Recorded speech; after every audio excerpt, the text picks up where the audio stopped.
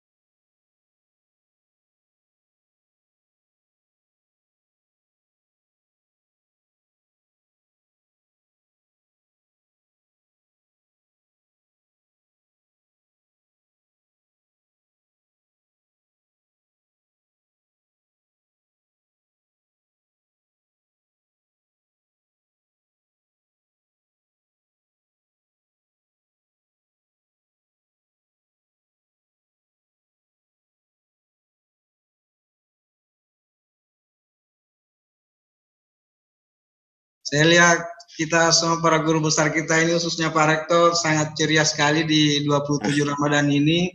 Banyak yang meyakini tadi malam sudah turun Lailatul Qadri, Prof. Insyaallah kita semua sudah dapat berkah. Ya, insyaallah, amin. Alhamdulillah.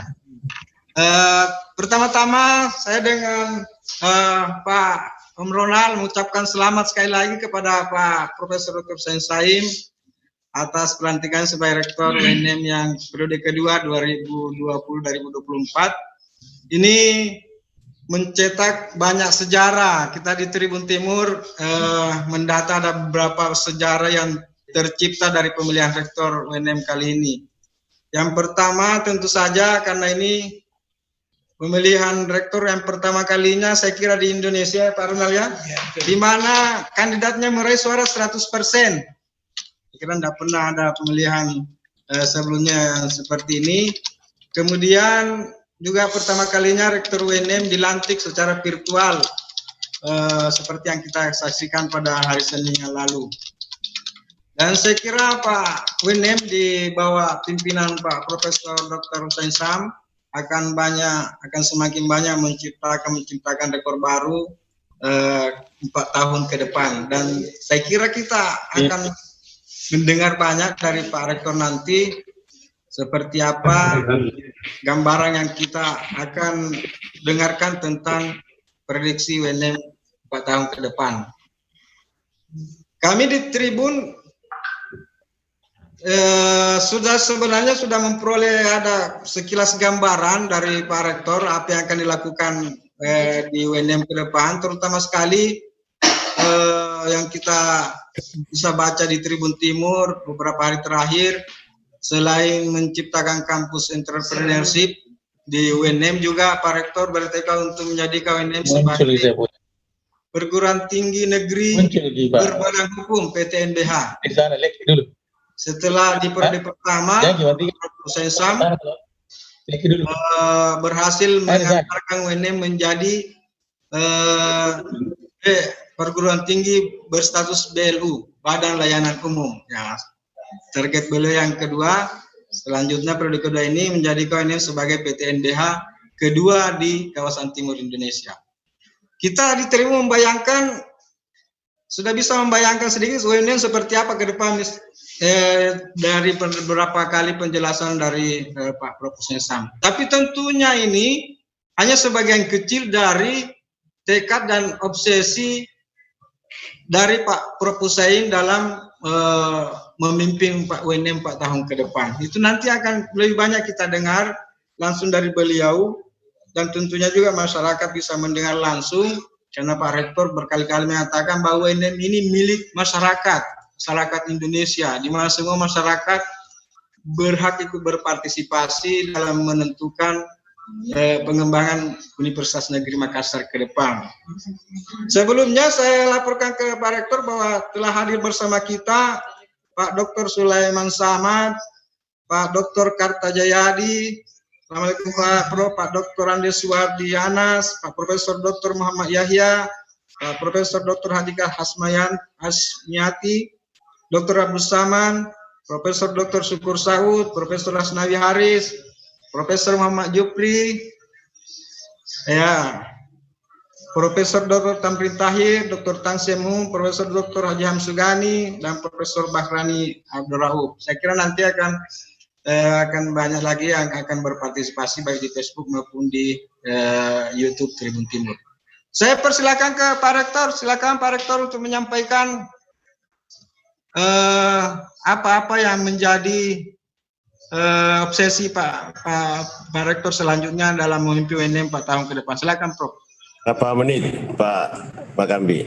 Ini Pak Rektor ini pembicara tunggal ini Pak, yang lain hanya pelengkap. Jadi terserah Pak Rektor berapa menit yang mau dibutuhkan. Jangan, saya mau kita ini sharing. UNM ini miliknya semua, bukan miliknya Rektor. Siap, kalau begitu 15 menit Prof. Minyak semua, meskipun diskusi ini masih relatif terbatas. Baik ya. Bapak dan Ibu yang saya hormati, bismillahirrahmanirrahim. Assalamualaikum warahmatullahi wabarakatuh. Selamat sore. Salam semua buat kita, sehat selalu di Ramadan yang ke-27. Kalau saya tadi mendengar Pak Kambi meramalkan secara keyakinan DDI ya bahwa Lailatul Qadar itu sepertinya tadi malam turun dan kita semua insya Allah dapat berkahnya. Kalau saya itu kan Lailatul Qadar itu Pak tidak mesti bersamaan semua kepada semua orang. Bagi saya itu malam ke-25 hingga malam hingga hari 25 itu saya sudah mendapatkan Lailatul Qadar. Ya, karena saya dilantik, maka bagi saya itu adalah Lailatul Qadar. Dan ini juga hikmah pertama atau catatan pertama secara kebetulan atau mungkin memang dirancang seperti itu dilaksanakan dalam bulan Ramadan. Ya, jadi ini saya kira mohon doanya semoga ini semua berkah bagi kita semua, berkah bagi UNM, berkah bagi masyarakat, tentunya dalam yang saya maknai tadi bahwa saya telah mendapatkan Lailatul Qadar di malam ke-25. Nah, meskipun kalau tadi malam juga turun, tentu saya juga kebagian. Bapak dan Ibu yang saya hormati, saya mengawal dulu sedikit. Pertemuan ini tentu kita berharap memberi makna dan arti, bisa memberi bobot tersendiri, dan kita mulai di 27 ini, 27 Ramadan. 27 Ramadan kita mulai, dan ini bukan awal dan akhir. Bukan awal sekaligus akhir, tapi jika ini memberi manfaat, Bapak dan Ibu, bagi kemajuan UNM, bagi kita semua, ya mungkin kalau sudah selesai pandemi, katakanlah, maka kita modelnya nanti nongki-nongki atau apa itu istilah dulu itu kopi morning atau apapun namanya itu, ya yang tentu kita selalu mau menghadirkan media.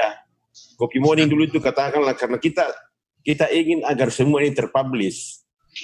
UNM ini kita mau jual atau kita mau hadirkan di seluruh lapisan, di seluruh sendi-sendi kehidupan masyarakat, karena kita sudah merasa bahwa pantas kita hadir di sana.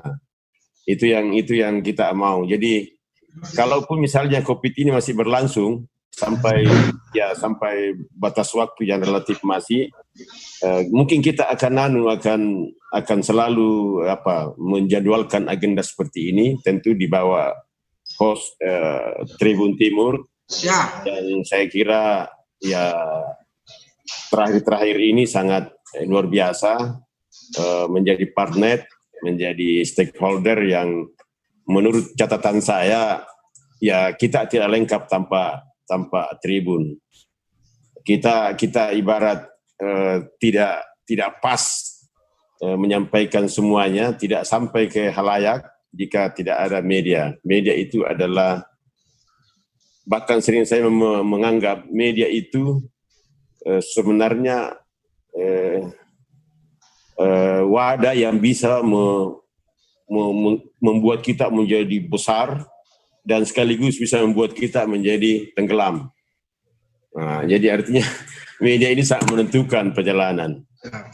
Kita bisa membayangkan presiden kita yang kedua kalinya ini, Pak Jokowi, membayangkan kita misalnya 8 tahun atau 9 tahun yang lalu ketika di Solo, tidak pernah kita membayangkan bahwa beliau akan sampai ke Jakarta. Tapi memang media yang mengelola ini barang. Oleh karena itu saya kira ke depan kita selalu akan berusaha memberi yang terbaik dalam ide, dalam tataran ide, dalam tataran pikiran, dalam tataran aksi, tetapi selalu harus kita di-backup oleh media, terutama Tribun Timur yang sudah memulai hari ini. Bapak dan Ibu yang saya hormati, sungguh hari ini karena ini awal diskusi saya dengan Pak Bos Kambi, perlu kita gini-gini, jadi akhirnya kita bilang oke. Saya bilang oke, kita mulai. Saya tidak tahu pilihannya 27 Muharram ini, 27 Ramadan ini. Saya tidak paham kenapa 27 dimulai, tapi berlanjut nanti ini insya Allah. Ini maksudnya bahwa agar pikiran-pikiran yang kita punya semua untuk kita bisa berikan kepada UNM dan bisa disebarluaskan ke lapisan masyarakat. Nah, itu maksudnya ini. bahwa ini masih terbatas, Bapak Ibu yang saya hormati, masih terbatas karena kita baru mencoba. Kalau ini manfaatnya kita akan perluas halayak, perluas ini teman-teman. Kalau teman-teman merasa ini juga memberi dampak, tentu mudah kita ajak untuk masuk dalam virtual. Nanti juga kalau sudah bertemu langsung, ya kita akan buat seperti itu acara yang santai tapi memberi manfaat. Bapak dan Ibu yang saya hormati, karena Pak host tadi, Pak Kambi tadi mengarahkan bahwa kira-kira seperti apa UNM yang kita mau hadirkan hari ini dan ke depan, atau hari ketiga resminya Bapak Ibu, resminya saya sebagai rektor karena Bapak Ibu telah mengamanahi saya, teman-teman semua sivitas akademik dan masyarakat. Ini hari ketiga, seperti apa 4 tahun ke depan yang kita awali di bulan puasa ini. Saya sudah mencoba memberi banyak pikiran, banyak komentar. Ya, mungkin belum waktunya, waktu itu belum ada momen menanggapi atau mencoba menegaskan. Maka mulai pertemuan ini berharap saya kiranya saya tidak pembicara tunggal, tapi kita semua menjadi bagian. Yang saya mau bilang itu adalah seperti yang saya katakan di berbagai media, yang saya katakan di ketika sambutan bahagia atas pelantikan saya 2 hari yang lalu. Itu juga saya sudah sampaikan gambaran umumnya seperti apa kita mau hadirkan UNM ke depan. Bapak Ibu silakan memberikan pikiran-pikiran cerdas, pikiran-pikiran yang yang kira-kira bisa menguatkan yang saya maksud. Atau kalau tidak kita juga kita bisa katakan bahwa jangan itu. Mungkin ada ide lain juga bisa disampaikan di sini. Tapi paling tidak saya ingin mengatakan begini. 4 tahun yang lalu, menurut catatan saya ya banyak hal yang telah kita bisa capai bersama. Tentu bukan saya pribadi. Saya ini hanya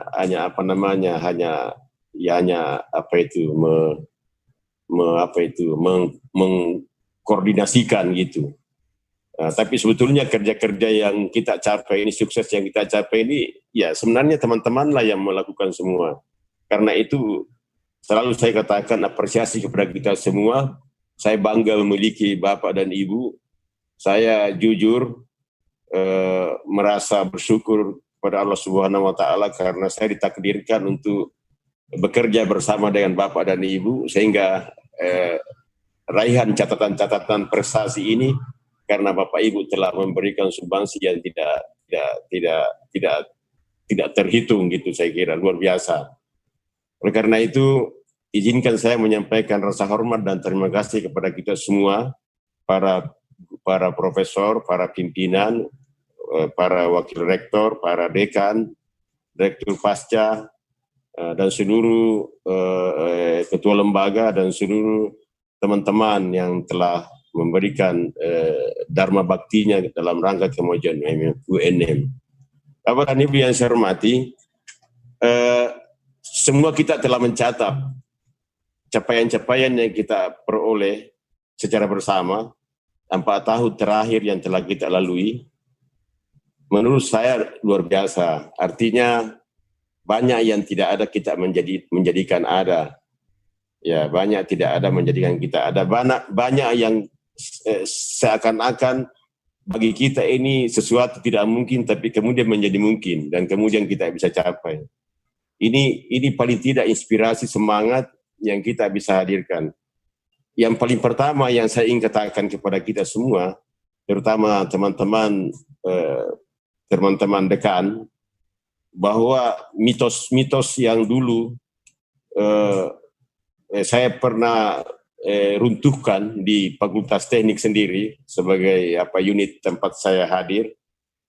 dulu itu sepanjang 50 tahun, jadi FKT yang kemudian FPTK, lalu kemudian Fakultas Teknik, di usia 50 tahun tidak pernah melahirkan, tidak pernah menghadirkan sosok dekan jika tidak menjadi pembantu dekan. Saya dari jurusan, saya bertanya kepada teman-teman, apakah saya melanggar kalau saya juga ikut berkompetisi sebagai bukan pembantu dekan? Ternyata tidak melanggar, maka saya lakukan. Dan alhamdulillah saya diberi amanah, maka gugurlah mitos itu untuk memberi ruang kepada teman-teman yang bukan pembantu dekan bisa menjadi dekan. Kira-kira begitu. Itu satu. Yang kedua, setelah periode kedua ya normal kemudian. Selanjutnya setelah berakhir periode kedua, karena itu Fakultas Teknik beriring dengan masa periodisasi rektor UNM. Sehingga enak memang di situ. Enak mau berakhir. Saya cuma selisih sebulan kurang lebih, bahkan tidak sampai dengan jabatan periodisasi rektor. Nah, maka pada saat yang bersamaan saya melakukan lagi hal yang sama. Tidak mencoba bercita-cita menjadi wakil rektor atau pembantu rektor, tapi saya mau menawarkan diri menjadi rektor waktu itu 4 tahun yang lalu. Ini juga saya lakukan bermaksud sebetulnya untuk membuka ruang kepada teman-teman Bapak Ibu dekan yang belum pembantu rektor untuk bisa juga berkompetisi berikutnya. Sebenarnya itu esensi yang saya mau letakkan, bukan sekedar mendapatkannya, maka saya berjuang mendapatkan agar runtuh itu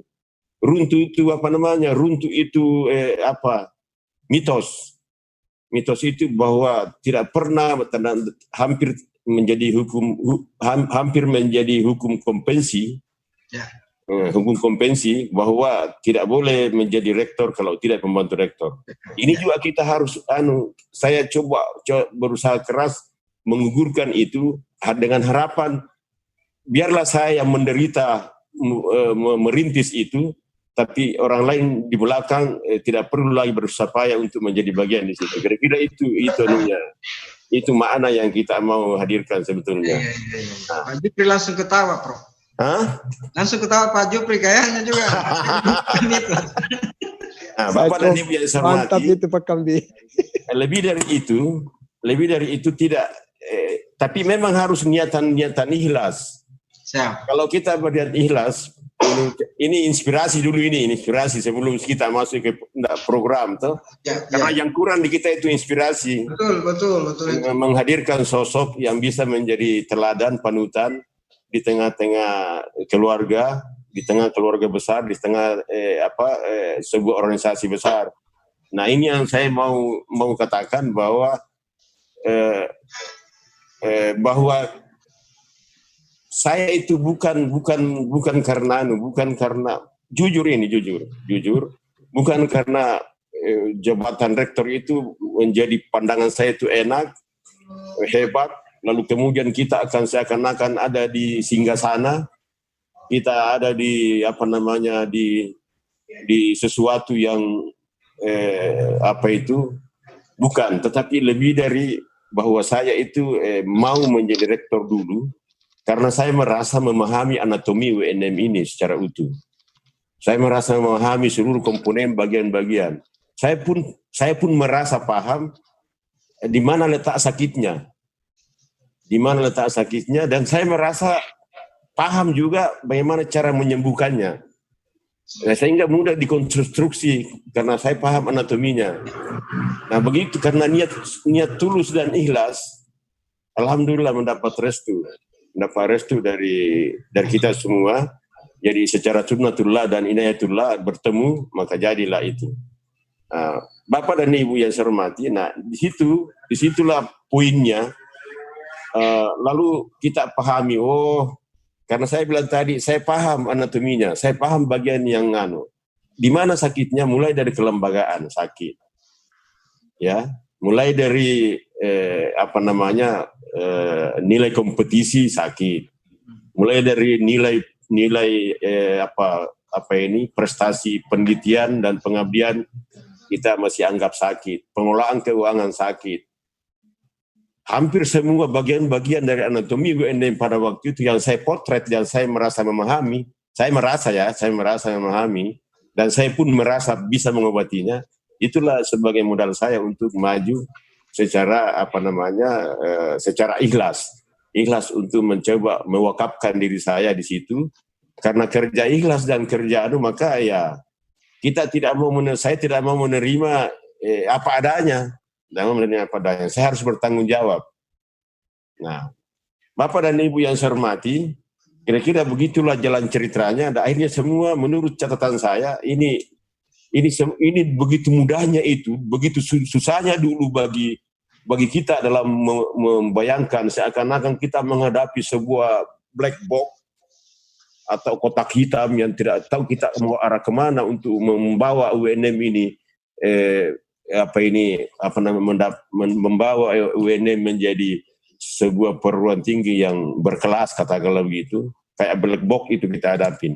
Tapi karena kebersamaan teman-teman yang luar biasa, saya katakan tadi saya bangga memiliki Bapak dan Ibu yang saya hormati, untuk kita bersama-sama akhirnya hadirlah apa yang kita tadi tidak pernah membayangkan bisa. Siap.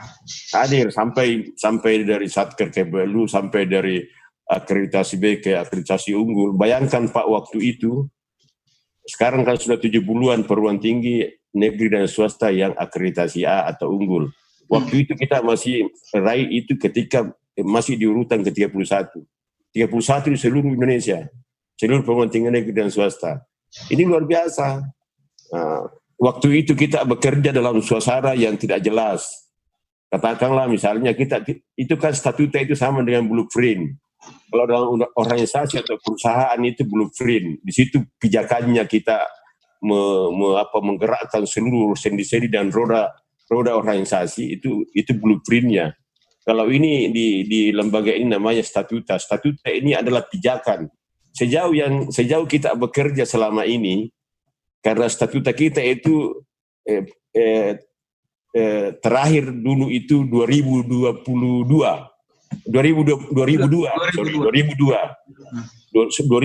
itu artinya sama dengan 14 tahun.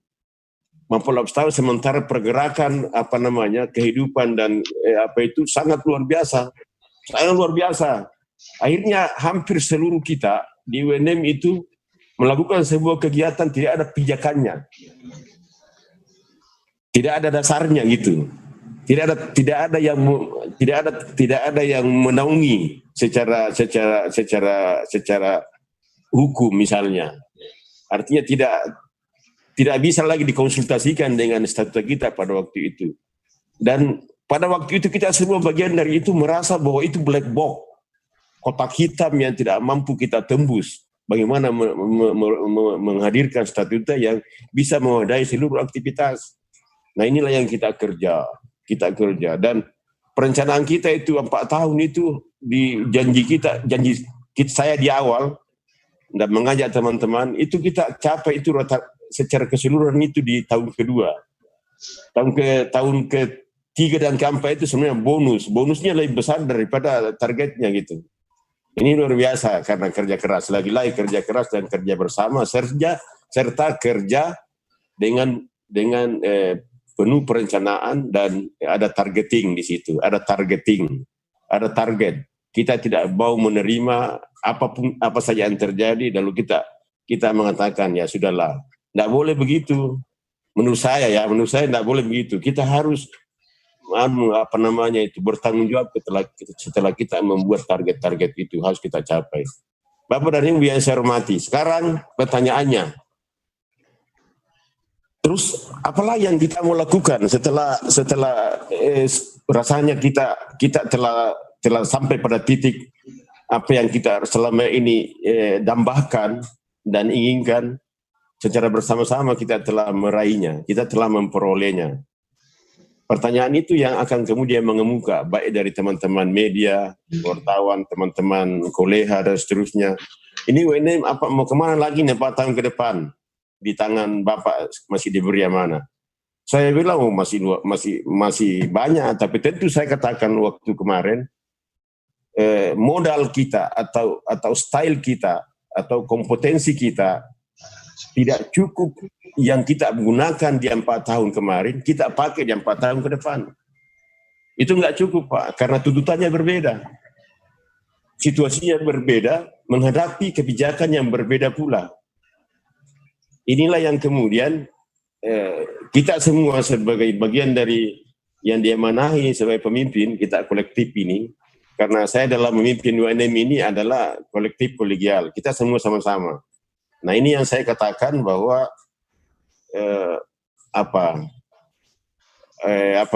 bahwa kita ke depan ini tentu membuat strategi baru untuk menghadapi situasi baru. Ke depan tentu yang sudah baik kita berkomitmen bersama untuk mempertahankan dan bahkan meningkatkan. Dan ada lagi yang kita inginkan, karena kita sudah mau sampai pada titik berharap agar perguruan tinggi UNM ini sebesar UNM ini sudah harus punya ikon, harus punya penciri gitu. Ya kalau dulu UNM itu ibaratnya gini, kalau kita pergi ke tujuan, prinsip kita itu yang penting sampai. Kita belum ada pada pilihan saya mau sampai dan nyaman serta enak, serta dijamin keselamatan. Kita UNM dulu belum itu. Sekarang UNM sudah ada pada posisi itu. Kita mau sampai tujuan, nyaman, terasa bahwa kita akan bahagia. Ya, jadi itu yang kita mau. Nah, apa itu? Saya mau menghadirkan UNM ke depan ini punya ikon. Mungkin di website atau di portal atau bahkan secara fisikal itu di gerbang utama itu kita bisa menuliskan selamat datang di kampus entrepreneur, selamat datang di kampus kewirausahaan. Kira-kira begitu yang kita bisa jual, kita bisa market ke seluruh Nusantara, bahkan ke mancanegara, bahkan di dunia. Bahwa ada kampus di Indonesia yang ada di wilayah selatan atau tepatnya di Kota Makassar, namanya Universitas Negeri Makassar, itu adalah kampus entrepreneur. Siapapun orang yang ingin belajar dan mengasah talenta kewirausahaannya, harusnya dia memilih untuk menjadi mahasiswa di sana. Kira-kira begitu obsesi kita ke depan. Ini saya sudah katakan, ini juga bukan tiba-tiba. Kita sudah mempersiapkan. Jadi saya dulu belum berani mengatakan, saya cuma memang dalam pikiran kecil saya, dalam hati paling dalam saya tidak mau mengatakan kepada siapa. Saya dulu mau mencoba merintis satu persatu. Mungkin Bapak Ibu tidak tahu, masyarakat tidak tahu. Ada apa ini Pak Rektor, tiba-tiba perlahan tapi pasti secara bertahap mencoba menawarkan satu berterima. Misalnya kita masih saya mengatakan dulu, masih setujukah kita semua dalam mengemban dan mengelola serta menahkodai UNM ini bersama-sama dengan visi UNM ini sebagai pusat pendidikan, pengembangan ilmu pengetahuan teknologi dan seni, berwawasan kependidikan dan kewirausahaan. Saya pernah mengatakan awal-awal saya memimpin, masih setujukah kita dengan visi ini? Semua teman-teman bersetuju. Berarti kalau begitu ada sesuatu di dalam visi itu yang harus kita rumuskan cara pencapaiannya. Bagaimana sih alumni itu berwawasan kewirausahaan? Kalau kependidikan, yes, semua sudah kita lakukan. Sejak zaman Belanda sampai sekarang itu sudah jalan itu. Bagaimana menghadirkan wawasan kependidikan. Tapi wawasan kewirausahaan ini belum kita bisa jawab.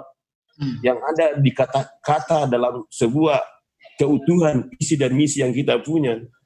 Nah inilah yang kita mau jawab. Nah, mulailah kita jawab satu-satu, tapi saya tidak mau mengatakan bahwa obsesi kita nanti itu ada ini gitu. Belum. Saya tidak mau bilang karena saya takut gagal. Nah, nanti saya bilang kalau saya nanti diberi amanah periode kedua insya Allah, maka inilah yang saya harus lakukan. Saya kemarin waktu diwawancara Mas Menteri, tim kementerian, itu juga yang saya tawarkan dan mendapat respon. Dan memang begitu, negara itu bisa dikatakan maju kalau dari seluruh jumlah penduduknya itu ada 4% yang berwirausaha. Ada 4% yang memiliki talenta wirausaha. Ya. Nah, katakanlah UNM ini bukan sekedar kampus yang tapi ingin menyumbang keberhasilan negara ini, kemajuan negara ini.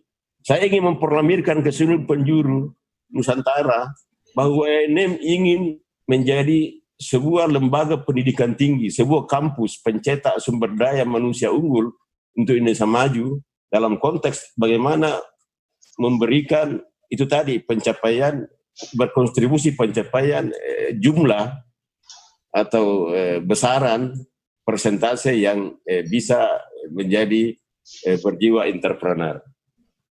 Nah, ini tidak mudah. Jadi visi sebagai anunya dasarnya tadi. Visi kita. Ini visi itu harus dibuat misi sebagai program aksi. Kalimat aksi di situ. Lalu kemudian kemudian tujuan program di situ berikutnya. Nah, maka dari itu aksinya itu adalah 2 tahun yang lalu kita tawarkan agar semua program studi pada semua jenjang strata itu harus wajib mata kuliah kewirausahaan. Ya kan? Sudah hadir itu mata kuliah kewirausahaan. Semua sudah berjalan, semua kurikulum kita robah, semua program studi yang belum atau yang masih menjadi mata kuliah pilihan kewirausahaan itu kemudian menjadikan mata kuliah wajib.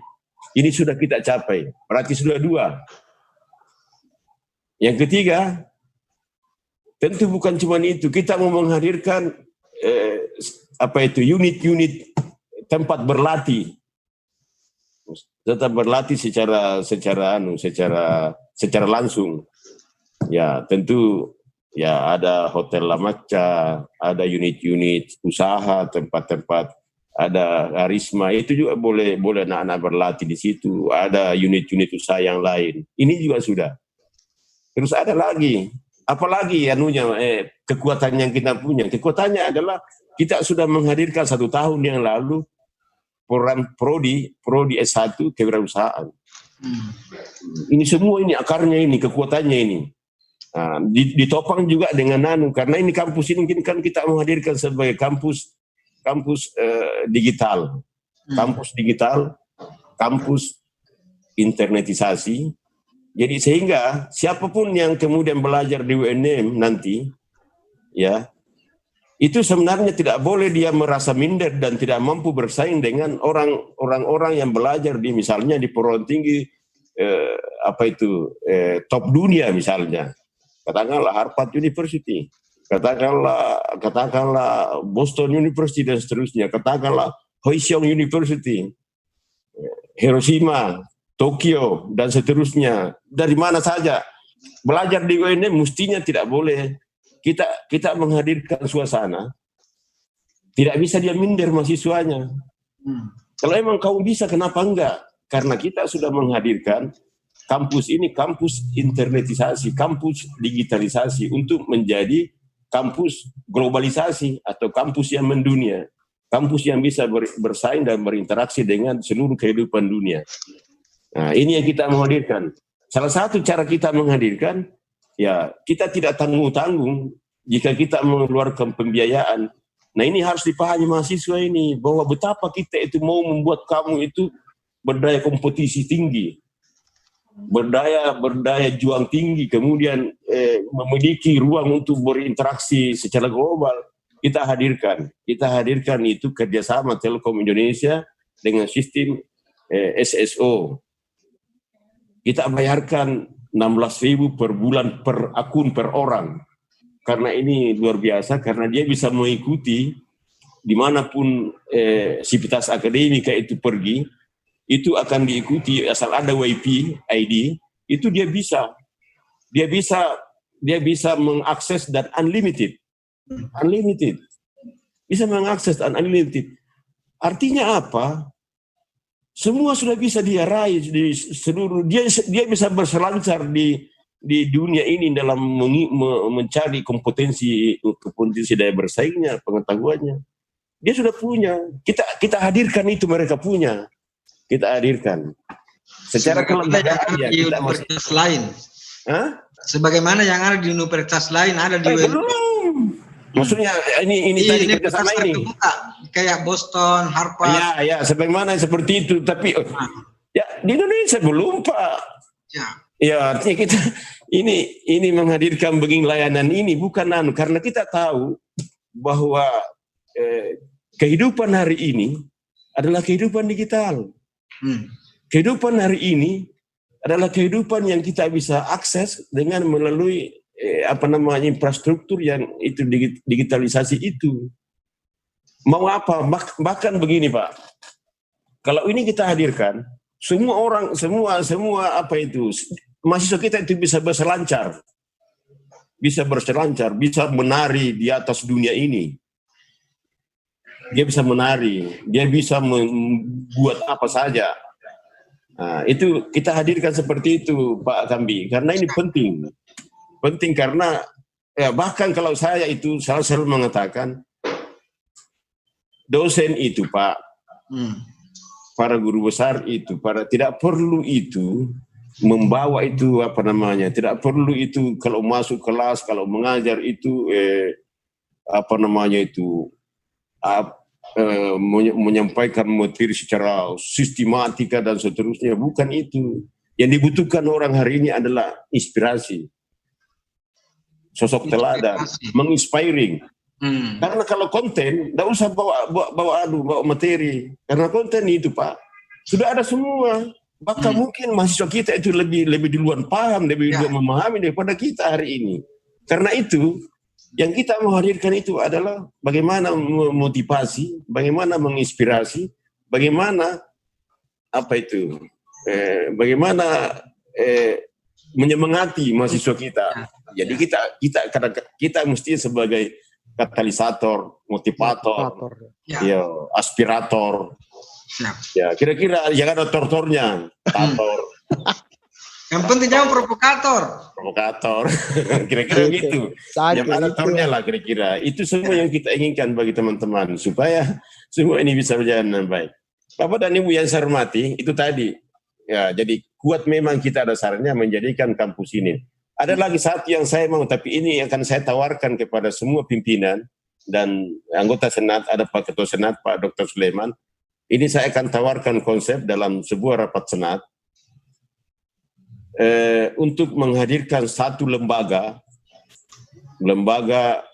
pengembangan kewirausahaan. Jadi saya mau itu, karena ini saya menjadikan ikon benar. Saya betul-betul tidak main-main ini.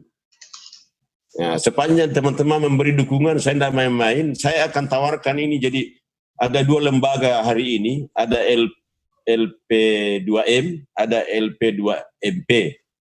Jadi penjaminan mutu, penelitian dan pengabdian. Dan saya mau hadirkan lagi dalam OTK itu satu lembaga, kalau tidak bisa ya bentuk apalah begitu.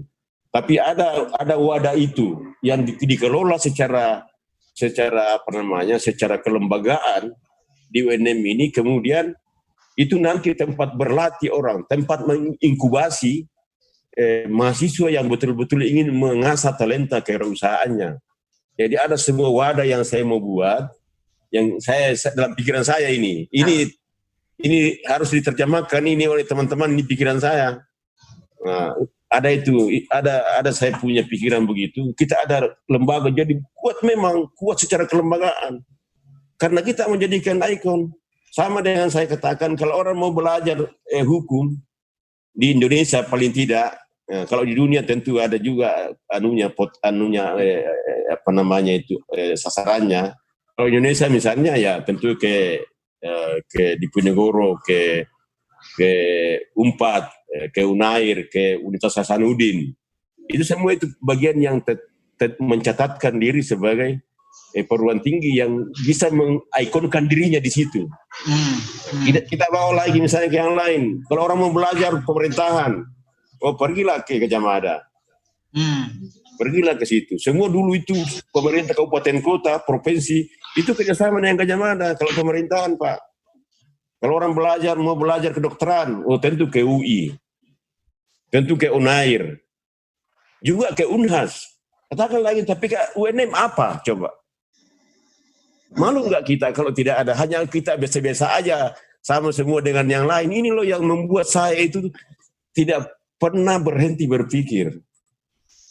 Saya mengajak kita semua, mohon supportnya, mohon dukungannya, dan kalau tidak bisa, katakan kepada saya apa yang membuat tidak bisa. Iya. Bukankah saya katakan tadi bahwa selama 4 tahun yang lalu kita menghadapi black box, kotak hitam yang tidak tahu kita arah kemana, ternyata kita bisa keluar dengan terang benderang dalam black box yang kita lewati itu. Saya ingin ini apalagi udah terang-terang sedikit kan, sudah ditahapin sedemikian, bukan tiba-tiba, bukan ujub-ujub, tiba-tiba, tapi memang sempurna, kira-kira gitu. Nah, yang ketiga dari poin penting bahwa saya katakan kemampuan kita atau style kita adalah memimpin dan mengelola dan mendesain UNM 4 tahun yang lalu tentu berbeda dengan 4 tahun ke depan. 4 tahun ke depan, kebijakan berbeda, kebijakan Mas Menteri coba. Situasi juga berbeda, situasi digital sekarang yang hadir. Semua ini kita harus persiapkan secara kelembagaan, secara organisasi kita persiapkan. Secara matang, bukan sekedar wacana, dipersiapkan secara matang. Nah, jadi yang saya mau katakan bahwa kita harus, apa tadi itu yang saya mau bilang, lupai. Apa tadi? Jadi kebijakan Mas Menteri. Kebijakan Mas Menteri ini kan ada 4 poin penting. Yang kampus merdeka itu. Kampus merdeka. Kampus merdeka itu Pak Kambi. Ya. Kami sudah dengan kontrak kinerja dengan Kementerian Keuangan dan Kementerian Pendidikan dan Kebudayaan. Itu ada 10 program studi yang kita sudah laksanakan ini Merdeka Belajar di semester ganjil nanti ini. Tentu yang semester ganjil itu yang berlaku adalah semester yang mahasiswa yang sudah semester 5 pada program studi yang memang yang kita sudah persiapkan semua secara matang, cara pelaksanaannya yang dimaksud dengan Merdeka Belajar, termasuk misalnya magang, termasuk ada di desa, termasuk ada di industri, termasuk ada di perguruan tinggi yang lain, termasuk misalnya keluar dari program studinya misalnya. Itu sudah kita siapkan semua secara matang. Sudah siap ini Pak Kambi, sudah lengkap. Teman-teman sudah buat, tinggal mahasiswa itu mengikuti pola itu, manajemen itu. Ya, jadi meskipun itu merdeka, tetap itu ada mekanismenya. Meskipun itu merdeka, tetap ada aturannya. Ya. Indonesia ini merdeka, ada aturannya. Kira-kira begitulah cara jadi jangan mahasiswa menerjemahkan namanya merdeka, jangan lagi diatur-atur, enggak gitu. Kebebasan. Enggak bisa, bukan bablas. Bukan bablas Pak, tapi kemerdekaan kemerdekaan yang termanajemen gitu. Yang tidak bisa, tidak boleh berlaku hukum rimba, tidak boleh seenak perut, tidak boleh semua gue. Tidak boleh mau lu, nggak bisa, harus memang sesuai dengan mekanisme yang kita punya. Kira-kira itulah yang kita menghadirkan. Nah, kita udah siap itu Pak Kambi. Siap. Nah, Mas Menteri mendorong, Mas Nadiem Makarim itu mendorong juga agar semua perguruan tinggi yang sudah established, yang sudah memang mapan, yang sudah memang kelihatan ada 5 syaratnya. UNM itu sudah mengantongi 4 syarat Pak. Tinggal yang 60% akreditasi A, prodi unggul, yang belum kita capai, tapi insya Allah tahun ini kita sudah capai, sehingga paling lambat akhir tahun ini, tahun 2020, itu sudah kita menyampaikan usulannya itu untuk menjadi PTNBH. Karena sekarang itu akreditasi A kita yang dihitung itu S1, itu sudah 52%. Jadi kita hanya butuh 4 prodi lagi yang A, ini sudah bersyarat. Nah sekarang ini sudah banyak yang dalam proses reakreditasi. Jadi menurut hemat saya hanya bilang sama teman-teman yang membintek, pokoknya keroyok habis itu prodi yang lagi kita mau usul. Jangan pernah tidak memastikan bahwa siapapun yang periksa, sehebat apapun itu asesor, sehebat apapun itu ban PT, pokoknya dia harus keluar A. Kira-kira begitulah cara kerja kita. Nah, kalau tidak bisa, kalau tidak bisa akreditasi A, ditinjau ulang pimpinan prodinya. Ya, tapi insya Allah saya tidak sampai pikirannya ke situ karena saya selalu kalau saya sudah bilang begini, begitu itu kita pasti keroyok habis dan itu pasti kita dapat. Insya Allah kita dapat. Kira-kira begitu. Karena begitulah kita selalu bekerja dalam target, Pak. Nah, kira-kira begitu. Jadi target kira-kira paling lambat 2021 awal itu sudah kita kirim PTNBH. Dan itu tidak terpengaruh dengan situasi pandemi corona itu, Prof? Tidak. Nah, sebenarnya saya mau bilang sama kita semua, Pak Kambi, sebenarnya ini pandemi corona ini bukan abnormal. Bagi dunia pendidikan ini normal. Hanya tawaran cara lain. Ya. Kalau saya itu memandang begitu, jadi COVID ini memang bagi aspek yang lain, misalnya belum siap misalnya, katakanlah misalnya ekonomi, katakanlah sosial politik, memang belum siap dia menghadapi situasi yang tiba-tiba kalau dunia pendidikan tidak menganggap bahwa ini adalah sesuatu yang membuat kegiatan kita ini terbata-bata atau itu. Jadi tolong debat saya kalau soal ini. Saya mau katakan bagi perguruan tinggi yang sudah menyiapkan diri dari awal. Iya, itu yang saya maksud. Jadi kan ada juga yang lain, Prof. Ya, ada yang sampai ada 30%. Ya, tapi mestinya itu, Pak, tidak boleh ada dalam ruang lingkup pendidikan ini yang masih menganggap ini adalah sesuatu musibah. Ya. Tapi memang ini musibah memang, tapi kalau dunia pendidikan mesti menganggap bahwa kita dipaksa untuk hadir pada model lain dalam belajar. Saya memahami seperti itu. Prof, setengah jam lagi. Ya, dan saya bilang begini, Pak. Kalau ada orang yang mengatakan bahwa dengan kuliah daring, dengan bantuan teknologi, lalu semakin mahal biayanya, itu bukan pendekatan teknologi. Teknologi itu esensinya adalah hadir untuk memudahkan dan mengefisiensikan. Ya. Untuk menyelesaikan masalah. Kalau ada orang bilang hentikan salah itu. Salah besar, Pak. Iya, betul. Salah besar itu, Pak, bahwa tidak semua kita capai karena transfer of value. Ya. Ini masih kurang tapi transfer of value karakter itu pun bisa kita lakukan dengan daring. Tapi dirancang dirancang konsep belajarnya. Ya. Sekarang memang belum karena kita datang, ini pandemi datang tiba-tiba. Ya. Sudah jalan ini program. Tapi kalau misalnya nanti sudah katakanlah ini seterusnya begitu, itu bisa dirancang.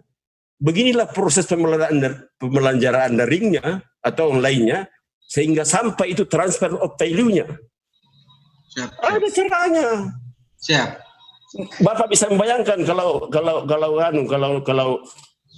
dulu itu orang tidak pernah membayangkan bisa itu dia menjadi seorang guru itu harus ada panggilan jiwa.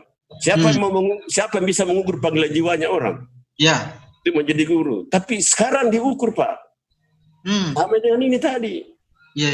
Jadi intinya begini, saya mau beri pesan kepada kita semua. Kalau ada orang mengatakan bahwa belajar daring itu lebih mahal sebagai bagian dari aplikasi teknologi, lebih mahal daripada konvensional. Salah.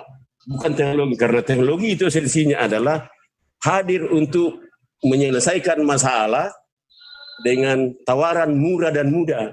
Ya, yang menjadi persoalan adalah kalau Anda tidak memanai itu teknologi yang user friendly, yang nyaman, yang enak, yang pokoknya enak dirasakan dan murah. Coba bayangkan, Pak, kalau orang kuliah konvensional, dia datang dengan transport, datang di kampus dari rumah. Berapa biayanya? Ini 1 kali pertemuan, 1 kali mata kuliah. Bagaimana caranya Bapak menghitungkan bahwa mahal? Hentikan itu karena mahal. Syaril tamat di mana logika teknologinya gitu. Nah, gitu. Jadi murah itu, Pak. Lihat satu orang, Pak, saya kasih tahu Ki, pakai Zoom saja, apalagi kalau tidak pakai Zoom, itu kalau 7 mata kuliah dalam satu semester diambil oleh mahasiswa, itu nilainya itu maksimal 500.000 kalau di rumah. Tapi coba bayangkan kalau dia dari rumah ke kampus tidak cukup untuk 1 bulan 500.000. Betul ya. Jadi di situ logika hitungannya. Jangan tiba-tiba datang hentikan. Oh salah. Sorry itu Pak Sakir. Salah paham Pak Sakir. Ya. Rektor, waktu kita. Kira-kira itu semuanya. Silakan teman-teman. Sudah selesai saya. Kita konsepnya kira-kira memang tidak tuntas hari ini kan masih berlanjut kita. Silakan Pak.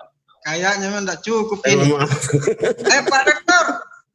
Sebelum saya ke para profesor yang lain, ada 2 pertanyaan untuk Pak Rektor. Mungkin bisa dijawab dengan singkat. Bisa digambarkan kira-kira seperti apa kabinet Pak Rektor di periode kedua nanti? Pertanyaan pertama. Yang kedua, bagaimana keterlibatan masyarakat di UNM nanti, di UNM sebagai kampus entrepreneurship nanti, keterlibatan masyarakat umum di UNM seperti apa nanti? Oke, jadi singkat supaya teman-teman bisa memberi juga pikiran. Singkat saja. Kalau kabinet ini, ya saya mau bilang tidak usah kita bahas, tapi perlu juga dibahas demi UNM lebih baik. Ini yang menentukan ini visi misi Pak. Ya, memang sekarang ini saya sudah membuat skenario.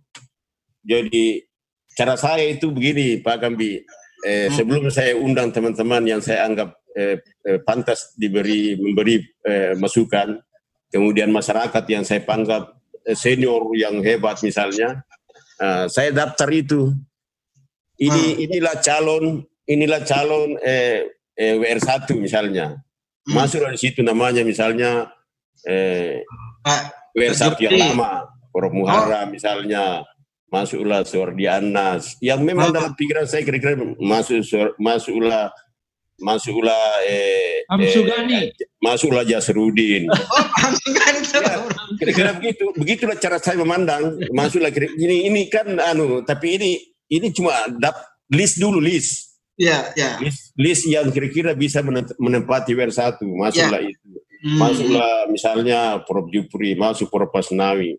Nah, lalu saya bikin lagi list untuk WR2. Mulailah Pak Kartajayadi. Ya, muncul nama lagi situ. Masuklah Prof Asmiati. Masuklah Pak Yahya. Masuklah semua. Prof Yahya masuk. Nah, lalu WR3 mulai daftarnya itu adalah Dr. Arifudin Usman. Baru masuklah misalnya Prof Jupri lagi di situ. Tadi itu WR1 itu masuk juga namanya Sulaiman Samad. Masuk itu. Ini saya bocor ini, tapi itulah daftar kira-kira. Nah, ini Pak Kambi. Masuklah Ripudi, masuklah Soekardi Weda, masuklah WR3-nya MIPA. Masuk Prof Jupri, masuk juga Prof Asnawi di situ. Iya. Masuk juga Pak Saman di situ. Masuk semua, tapi di WR4 itu muncul namanya Prof Gupran. Masuk namanya Prof Eko, Jasrudin, keluar semua. Ini baru pikiran saya sendiri loh ini. Iya. Nah, tentu saya biasanya yang begini keluar biasanya itu dari alam bawah sadar, Prof. Itu jadi saya setelah ini semua ini misalnya WR1 itu ada tadi Sulaiman, ada Suwardi Anas, ada apa? Lalu ada Prof Asnawi di situ. Prof Asnawi juga ada di WR3 dengan Jupri. Ada juga di situ. Nah, lalu saya coba skenario ini skenario berapa skenario? Iya. Kayak pelatih sepak bola itu di pesan-pesan apa tandem terbaik. Ini kalau ini tim ini bergabung misalnya Sulaiman, Karta, ini kalau ini paketnya kira-kira kuat enggak ini? Iya. Atau muncul lagi di saat itu Prof Asnawi gabung dengan Yahya misalnya, gabung dengan kira-kira begitu. Tapi nah sekarang ini kan hari ke-27 Ramadan. Ya. harusnya banyak berdoa ini, apakah Bapak yang mendapatkan Lailatul Qadar gitu kan? Kira-kira begitu. Nah, yang kedua, terlibatnya masyarakat. Masyarakat ini memang jadi nanti, selama ini kan saya bilang, UNM itu adalah miliknya masyarakat. Ya. Karena UNM ini adalah kampusnya pemerintah. Kita ini hanya diminta untuk mengelola. Jadi kita harus hadir untuk melayani masyarakat. Cuma ada aturan mainnya. Ada mekanismenya. Jangan juga ketika katakan ini kampus ini miliknya masyarakat. Jangan juga saya menamina, boy, saya punya lah. Ada aturannya gitu loh. Kira-kira begitu. Dan kalau kewirausahaan misalnya, ketika kita hadirkan tadi lembaga pengembang kewirausahaan, maka kelompok-kelompok masyarakat yang ingin mengasah talenta kewirausahaannya itu bisa datang untuk berlatih di tempat kita nantinya. Kira-kira begitu. Bapak yang saya hormati, saya kembalikan dan untuk Bapak semua ini saya lemparkan. Silakan. Siap. Terima kasih banyak, Prof.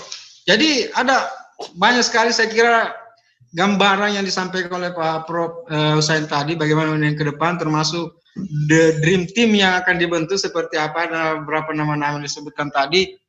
Mungkin ada pertanyaan, ini ada beberapa pertanyaan di Facebook, Prof. Sudah ada beberapa pertanyaan yang masuk, saya akan bacakan nanti, kalau ada waktu bisa dijawab. Tapi saya persilakan dulu para mahaguru kita yang lain untuk menyampaikan komentar. Siapa Pak? Hamsugani barangkali, paling banyak juga disebut namanya tadi, silakan. Siap. Di anu dulu, Prof. Di mute dulu, unmute. Baik. Assalamualaikum warahmatullahi wabarakatuh. Waalaikumsalam. Selamat sore dan salam sejahtera buat kita semua. Yang pertama saya menyampaikan terima kasih tak terhingga kepada Tribun Timur yang mengundang juga saya untuk bergabung di tempat ini. Tapi tidak disebut-sebut tadi kode nama aku saya sebagai kabinet, Pak. Berapa kali disebut tahu sama Pak Rektor tadi kita. Saya titip kepada Pak Kambi Tribun Timur untuk memasukkan juga nama aku.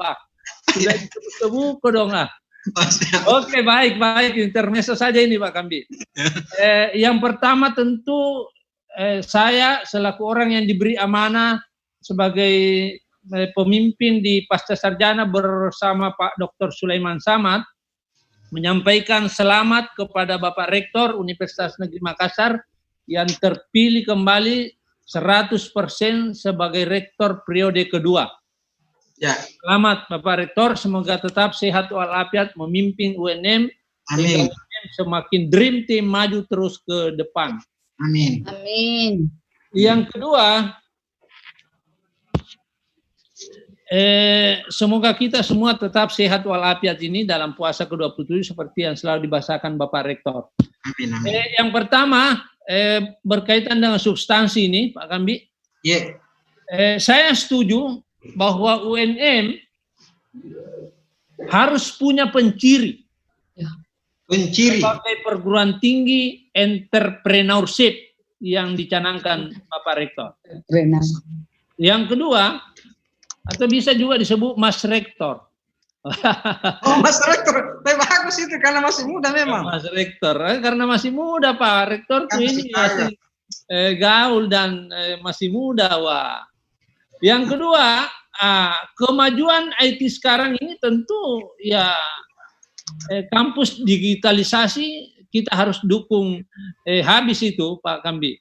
Kampus digitalisasi dan eranya memang sekarang kemajuan teknologi ini luar biasa. HP yang kita agung-agungkan tahun lalu dengan harga yang begitu melambung, tidak ada harganya sekarang. Itu gambaran-gambaran kemajuan teknologi begitu cepat. Oleh sebab itu, saya setuju Bapak Rektor, kampus digitalisasi UNM ini. Oleh sebab itu, dengan kemajuan itu, ya ide Bapak Rektor harus terimplementasi ke dalam Tridharma, Bapak Rektor. Harus terimplementasi ini ke dalam Tridharma. Taruhlah misalnya Tridharma pertama, pendidikan pengajaran. Bapak Rektor sudah mencanangkan semua program studi sudah masuk sebagai mata kuliah wajib kewirausahaan. Tinggal mungkin Bapak Rektor, saya setuju membentuk satu lembaga kewirausahaan di mana disitulah semacam laboratorium untuk menggodok ini talenta-talenta untuk menjadi wirausahawan atau paling tidak memiliki jiwa entrepreneur. Jadi harus terimplementasi ke dalam Tridharma. Tridharma kedua misalnya penelitian. Harus betul-betul ada joint research yang diciptakan oleh kampus UNM ini. Jangan sekedar misalnya MOU, tapi harus ada bukti terutama pada bidang riset. Perguruan tinggi mana saja di dunia ini harus ada penelitian-penelitian yang kerjasama dengan mungkin bentuknya juga dalam bentuk digitalisasi nanti seperti apa. Tapi saya kira harus ini dipikirkan mulai sekarang. Yang ketiga, menyangkut pengabdian masyarakat. Saya kira banyak diulas tadi ini oleh Bapak Rektor, seperti apa keterlibatan masyarakat dalam kampus UNM ini, begitu dia dua hal ini. Mungkin bisa kuliah-kuliah dari pelaku-pelaku usaha yang betul-betul sukses di bidangnya. Jadi itu tidak susah sekarang diciptakan ini. Kuliah daring lewat misalnya dari Tribun Timur yang punya toko kewirausahaan mengajar di bidang studi apa begitu, atau kuliah umum pada bidang studi apa, sangat mudah diciptakan dan ini sudah berjalan ini Pak, hanya belum dalam bentuk digitalisasi, dalam bentuk daring, belum ini. Tapi ke depan saya kira dengan mudah bisa dilaksanakan ini Pak Kambi. Ya. Jadi saran saya terakhir karena banyak teman ini setuju Pak Rektor, kita backup habis ini untuk mewujudkan ini kampus entrepreneurship. Wow, is performance today, Mr. Rektor, excellent. Yes. Saya kira terima kasih Pak Kambi. Luar biasa. Assalamualaikum warahmatullahi wabarakatuh. Waalaikumsalam. Jadi saya kira kita sepakat kalau mulai saat ini kita sapa Pak Rektor dengan Mas Rektor. Jangan. Daim saja dan Rektor. Saya gini-gini aja cukup lah. Bapak Rektor mohon tetap maaf saja. Saya gini-gini cukup. saja barangkali Bapak Rektor dengan penampilan yang sehat begitu saya Ya, silakan Pak Jupri barangkali silakan. Baik. Ya, terima kasih Pak Kambi. Assalamualaikum warahmatullahi wabarakatuh. Waalaikumsalam. Yang saya hormati, saya banggakan Bapak Rektor, Bapak Profesor Dr. Haji Husain Sam MTP yang hari ini luar biasa memancarkan aura yang sangat positif, menyenangkan buat kita semua. Senang bisa bertemu meskipun ini virtual. Dan di awal saya ingin menyampaikan apresiasi yang sangat luar biasa. Hari ini kita memulai komunikasi yang sangat luar biasa dengan Tribun Timur. Dan saya setuju gagasan Pak Rektor bahwa cara ini bisa kita teruskan, kita pertahankan nanti mungkin dengan berbagai variasi yang kita setting supaya lebih menarik lagi. Tapi yang pasti kehadiran acara ini menurut saya sangat luar biasa. Nongki-nongki di Tribun, kita memang tidak bisa jauh dari media, setuju saya tadi, dan ini dengan cara ini tentu saja akan membawa UNM ini makin terbuka, makin membumi di masyarakat dan akan makin memposisikan diri kampus ini sebagai milik dari masyarakat kita. Ya, saya kira itu. Kemudian izinkan saya pada kesempatan ini untuk saya ingin memberikan beberapa penekanan terhadap kekuatan atau hal yang sangat istimewa yang dimiliki oleh Pak Rektor di periodisasi pertama, dan saya kira ini yang harus kita tetap support untuk dikembangkan lagi di periode kedua. Yang pertama, kekuatan yang sangat luar biasa itu saya menilai Pak Rektor ini cerdas di dalam mengidentifikasi permasalahan yang terjadi di Universitas Negeri Makassar dan juga mengerti betul bagaimana cara mengatasinya. Mulai dari hal yang bersifat kelembagaan, Tridharma perguruan tinggi, dan juga mengelola dan menata keuangan universitas. Kami merasakan itu semua. Yang kedua, Pak Rektor ini adalah sosok yang fokus di dalam melakukan pekerjaan dan target pencapaian kinerja yang sudah terukur. Beliau adalah sosok yang selalu berpikir dan bertindak cepat. Dan Pak Rektor ini sangat mengedepankan prinsip kerja kolaboratif, teamwork, dan selalu bersinergi. Kemudian membawa UNM untuk selalu kompetitif dan bermartabat, dan bahkan punya keinginan kuat untuk membawa UNM ini menjadi perguruan tinggi yang setara dengan perguruan tinggi terkemuka di dunia. Kemudian yang paling luar biasa, berpikir positif dan berani berbeda. Berani berbeda itu, jadi berpikir out the box. Ya, sampai-sampai kemarin itu Pak Sakir itu saya kira sudah langsung turun nyalinya itu Pak Sakir waktu berhadapan dengan Pak Rektor di dialog forum dosen kemarin itu. Sembarang tong itu dia bilang itu Pak Sakir.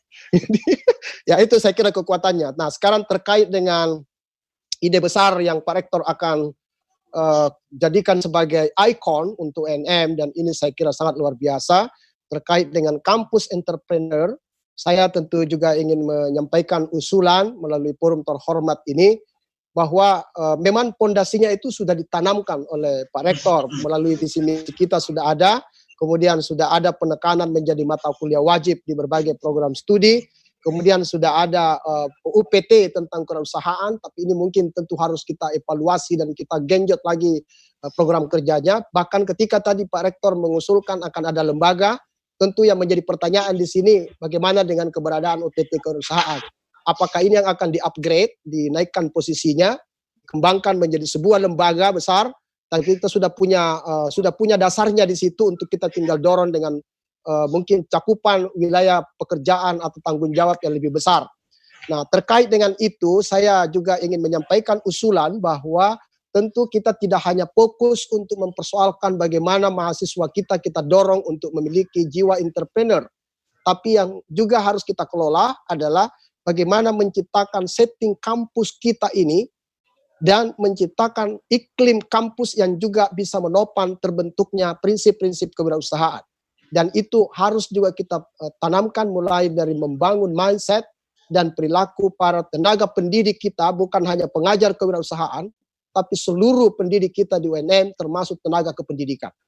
Dan itu bisa kita lihat prakteknya di berbagai unit-unit pekerjaan. Itu satu. Yang kedua, saya juga ingin menyarankan supaya fakultas dengan kita masuk sekarang BLU, yang kita didorong untuk bisa mengelola unit-unit bisnis yang ada di fakultas dan itu bisa menghasilkan income generating seperti yang selalu diceramahkan Pak Rektor begitu.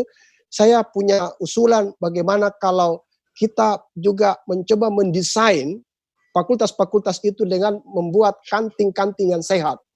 Bahwa kanting kita saat ini, mohon maaf, itu baru dikelola secara konvensional.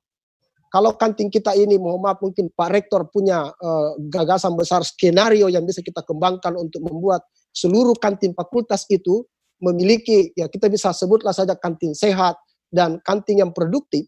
Ini sekaligus nanti bisa menjadi tempat bagi para mahasiswa untuk melakukan tempat magang. Ya. Dan yang terakhir, kepada para mahasiswa kita saat ini yang telah menunjukkan usaha-usaha, apakah itu sifatnya startup, atau baru memulai usaha untuk dalam lingkup yang lebih kecil, saya ingin universitas memiliki sebuah kebijakan untuk memberikan reinforce, memberikan penguatan, apakah itu reward, atau dia diberi penghargaan pada misalnya UNM melakukan hari jadi, Nies Natalis, pada mahasiswa-mahasiswa kita yang telah menunjukkan usaha yang sudah terkenal di masyarakat. Mohon maaf, seperti misalnya di psikologi saya sebut, ada tuh yang punya usaha minuman Yotta. Ini Yotta sekarang ini di Makassar Pak, sudah punya gerai, sudah punya counter, itu sudah lebih dari 10. Dan itu mahasiswanya sudah banyak memanggil adik-adiknya, teman-temannya untuk masuk. Nah, bolehkah untuk orang-orang yang seperti ini diapresiasi pada acara puncak Nies Natalis UNM diberikan sertifikat, penghargaan. Ini tentu akan memberikan dukungan bagi para mahasiswa untuk juga memulai aktif. Berikan semangat, penyemangat bagi mahasiswa. Baik, saya kira itu tabik lompok Pak Rektor. Maafkan itu usul saya dari forum ini. Assalamualaikum warahmatullahi wabarakatuh. Waalaikumsalam. Assalamualaikum warahmatullahi wabarakatuh. Ya, Pak Kartajadi, silakan Pak Karta. Ya. Baik, bismillahirrahmanirrahim. Assalamualaikum warahmatullahi wabarakatuh. Waalaikumsalam. Bapak Rektor yang sama-sama kita banggakan, yang saya hormati Pak Kambi serta seluruh teman-teman yang ikut virtual meeting pada hari ini. Saya kira tadi disampaikan di awal oleh Pak Kambi bahwa ini untuk pertama kalinya UNM lah yang menjadi contoh kenapa demokrasi sapu bersih. Ini juga tidak hanya beredar di Sulawesi Selatan, tapi di forum WR2 itu semua bertanya seperti apa strateginya. Jadi setelah saya berpikir secara jernih tentang fenomena ini, maka selama ini Pak Rektor itu selain menjadi contoh teladan bagi teman-teman semua, juga selalu meng-cut off sesuatu yang harus diperbaiki secara segera. Sehingga kalau kemarin itu kemudian ada calon terakhir, kemudian dia masih mencalonkan, kemudian dia beralih ke Pak Rektor, itulah sesungguhnya demokrasi yang hakiki. Ngapain dia sendiri di situ? Ngapain buat 2 orang? Ngapain buat 3 orang? Akhirnya apa? Ini adalah konstelasi yang menurut saya ini sebagai demokrasi. Kalau selama ini demokrasi kita ada di dalamnya, kemudian tumbuh benih-benih, kemudian dia menjadi oposan, dan ini juga tidak lahir sebagaimana lahirnya oposan. Oposan itu harusnya keseimbangan. Nah sekarang ini Pak Rektor mencoba dalam posisi yang betul-betul out of the box yang disampaikan tadi. Alhamdulillah sekarang ini kita berada pada satu jalan. Sehingga satu kesempatan saya coba tanya, kok berani kemarin? Saya bilang iya. Karena saya pikir kalau Pak Rektor ini kan gampang. Jalannya Pak Rektor ini tinggal dikelola, tinggal naik di atas bis yang sudah berjalan. Nah, ini sekaligus sebagai tantangan ke depan. Saya sebagai gerbongnya juga, ikut sama gerbongnya Pak Rektor, saya merasakan seperti apa kecepatan berpikir dan bagaimana strategi Pak Rektor di dalam menggapai sesuatu. Saya terus terang dalam banyak hal kehilangan jejak, tapi karena beliau terus-menerus memberi arahan, ya dipaksa kita untuk bisa berbuat. Jadi saya yakin apa yang disampaikan tadi Pak Rektor itu betul-betul dari hati yang paling dalam untuk mencoba memformulasi seperti apa UNM ke depan. Masalahnya UNM ini sayang sekali kalau pada akhirnya dia kembali ke semula. Sayang sekali kalau larinya tidak kencang. Ini yang menjadi tantangan besar buat kami, sehingga menurut saya siapapun nanti yang akan membantu Pak Rektor di dalam hal bekerja ini, itu harus siap untuk berlari. Harus kuat, Pak. Harus kuat. Karena kadang-kadang tiga poin ke depan, itu sudah dia pikirkan, kita belum pikirkan. Nah, itulah jawaban kira-kira Pak Kambi, kenapa menjadi 100%? Siap. Nah, karena mereka mau pada satu poros kekuatan. Yang terakhir, pada hari ini mungkin bertepatan dengan hari Harkitnas, ini luar biasa apa disengaja apa tidak, tapi yang pasti bahwa ini adalah awal kebangkitan dari UNM, dan menurut saya UNM sudah dibicarakan. Saya pun keciprat, Pak. Saya di dalam forum R2 itu, waduh, penghargaan yang teman itu luar biasa ke saya, karena mereka seolah-olah saya narasumber, padahal saya juga hanya ikut dalam arus itu, dalam bentuk yang mensupport kebijakan-kebijakan Pak Rektor. Jadi saya kira harus semua siap untuk kerja apapun. Jadi boleh kita bersahabat dengan Pak Rektor secara pribadi, tapi secara kelembagaan itu adalah ada atasan, ada struktur. Saya kira itu Pak Kambi. Ya, makasih banyak Pak. Ya Pak Hamsus, Pak Hasnawi, silakan Pak Hasnawi. Terima kasih banyak Pak Kambi. Assalamualaikum warahmatullahi wabarakatuh. Yang saya hormati, kita banggakan Pak Rektor, Pak Kambi. Ada 3 catatan penting saya yang mungkin bisa menjadi bahan untuk kemudian kita sama-sama elaborasi seperti kebiasaan Pak Rektor, tidak berjalan sendiri tapi memaksimalkan seluruh potensi yang ada. Pertama, saya ingin mengatakan bahwa sebenarnya Pak Kambi, Pak Rektor itu bukan hanya pencipta rekor. Menurut saya itu harus sudah diangkat ke level pencipta warisan, legacy. Mitos-mitos yang Pak Rektor sudah pernah runtuhkan misalnya di fakultas, kemudian di universitas, itu harus menjadi warisan. Tidak hanya karena boleh jadi itu ada yang melewati rekor itu karena Pak Rektor sudah memberi contoh, sehingga menurut saya levelnya bukan lagi pencipta rekor tapi pencipta warisan yang akan menjadi catatan warisan sepanjang masa WNM ini ada. Itu poin pertama. Yang kedua, catatan personal saya, Pak Rektor itu memang salah satu kelebihannya analisisnya komprehensif dan sangat detail. Sehingga seluruh apa yang beliau rencanakan, beliau tidak bisa mengeluarkan sesuatu itu kalau belum dia rencanakan. Saya juga baru tahu rahasianya hari ini. Mengapa beliau di periode kedua baru mencanangkan, menciptakan kampus entrepreneur. Karena dulu memang di awal beliau menjadi rektor di periode pertama, kita memang ditantang. Saya ingat betul-betul Pak Rektor, apakah misi atau visi WNM ini mau kita rubah atau bagaimana, apalagi dengan ada kata entrepreneur atau kewirausahaan, dan kita bersepakat semua Pak di bawah kendali Pak Rektor bahwa rupanya kewirausahaan ini menjadi sesuatu yang kita butuhkan, sehingga menurut saya sangat tepat kalau Pak Rektor merespon misalnya kebijakan Pak Menteri Pendidikan dan Kebudayaan Kampus Merdeka, Merdeka Belajar itu dengan mencoba mendorong kampus entrepreneur ini, dengan mencoba mengelaborasi ada lembaga yang setingkat dengan lembaga penelitian, lembaga penjaminan mutu yang kita sebut dengan lembaga pengembangan kewirausahaan. Catatan saya yang kedua, Pak Rektor itu di setiap pembicaraannya selalu ada ekor kalimat yang sebenarnya penuh makna. Saya mencatat tadi ada dua. Pertama, beliau katakan kehadiran teknologi itu harus memudahkan dan murah dan efisien. Jadi kalau ia hadir menyusahkan banyak orang, berarti dia bukan teknologi. Dia tidak user friendly. Sehingga menurut saya, Pak Rektor sangat komprehensif di sisi yang saya sebutkan tadi.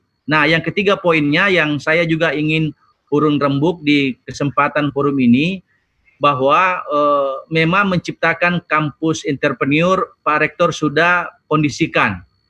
Ada prodi kewirausahaan, kemudian ada lembaga nanti. Bahkan beliau sangat detail menyebutkan contoh-contoh badan-badan atau lembaga yang potensial menghasilkan mungkin profit kepada UNM untuk kemudian bisa menjadi menjadi perguruan tinggi yang benar-benar kita harapkan menjadi kampus entrepreneur. Saya setuju tadi bahwa tidak hanya di web, tidak hanya di visi, tapi mungkin ada kalimat tergantung atau mungkin spanduk besar atau mungkin figura yang ada di kampus UNM bahwa selamat datang di kampus entrepreneur untuk menjadikan ikon. Karena betul Pak Rektor itu salah satu cirinya harus selalu memiliki penciri, pembeda dari yang lain. Dan menurut saya Pak Rektor sudah rencanakan itu semua. Nah, yang terakhir, karena banyak yang mau bicara, usul saya Pak Rektor terkait dengan ide-ide besar ini, memang ada 3 hal yang menurut saya perlu kita elaborasi sama-sama lewat kepemimpinan Pak Rektor. Pertama, sistem. Sistem yang ada di UNM ini beliau sudah ciptakan dengan baik. Nah, saya melihat bahwa sistem ini sudah sangat baik, tinggal ditingkatkan gradasinya sesuai dengan harapan Pak Rektor semua, sesuai dengan cita-cita Pak Rektor yang akan menjadi leadership kita, leader strong kita nanti di masa yang akan datang. Yang kedua adalah kontennya, isinya. Pak Rektor ini salah satu cirinya saya tangkap tadi dan semua orang mengakui beliau ini sangat paham isi dapurnya UNM, mulai dari A sampai Z. Jadi jeroannya beliau sudah tahu. Tentu beliau sudah memiliki menu-menu, fitur-fitur yang bisa kita lakukan. Di antaranya adalah isi tadi atau konten. Yang ketiga adalah budaya atau kultur. Pak Rektor sudah menurut saya sangat berhasil merubah kultur kita di UNM ini, mulai dari semua elemen, mulai dari dosen, pegawai, mahasiswa, kultur-kultur yang baik ini. Kemudian saya kira ini yang harus menjadi catatan penting kita untuk di masa yang akan datang. Saya kira itu yang saya bisa sampaikan Pak Kambi. Terima kasih banyak Pak Rektor. Assalamualaikum warahmatullahi wabarakatuh. Terima kasih Prof. Terima kasih. Mas Aga, ya waktu kita tinggal 4 menit ya. Baik Pak Kambi. Ya. Baik waktunya. Nanti di tambah 25 menit. Oh, Iya, siap. iya. Supaya teman-teman bisa bicara lah apa yang mau bilang itu. Pak Prof Sasmiati barangkali kita perlu. Ya silakan Prof. Ini program besok kan? Assalamualaikum warahmatullahi taala wabarakatuh. Waalaikumsalam. Ini suara perempuan. Ya. Yang terhormat Bapak Rektor, yang sama-sama kita banggakan, sama-sama kita sayangi, yang semua merasakan kecipratan dari beliau.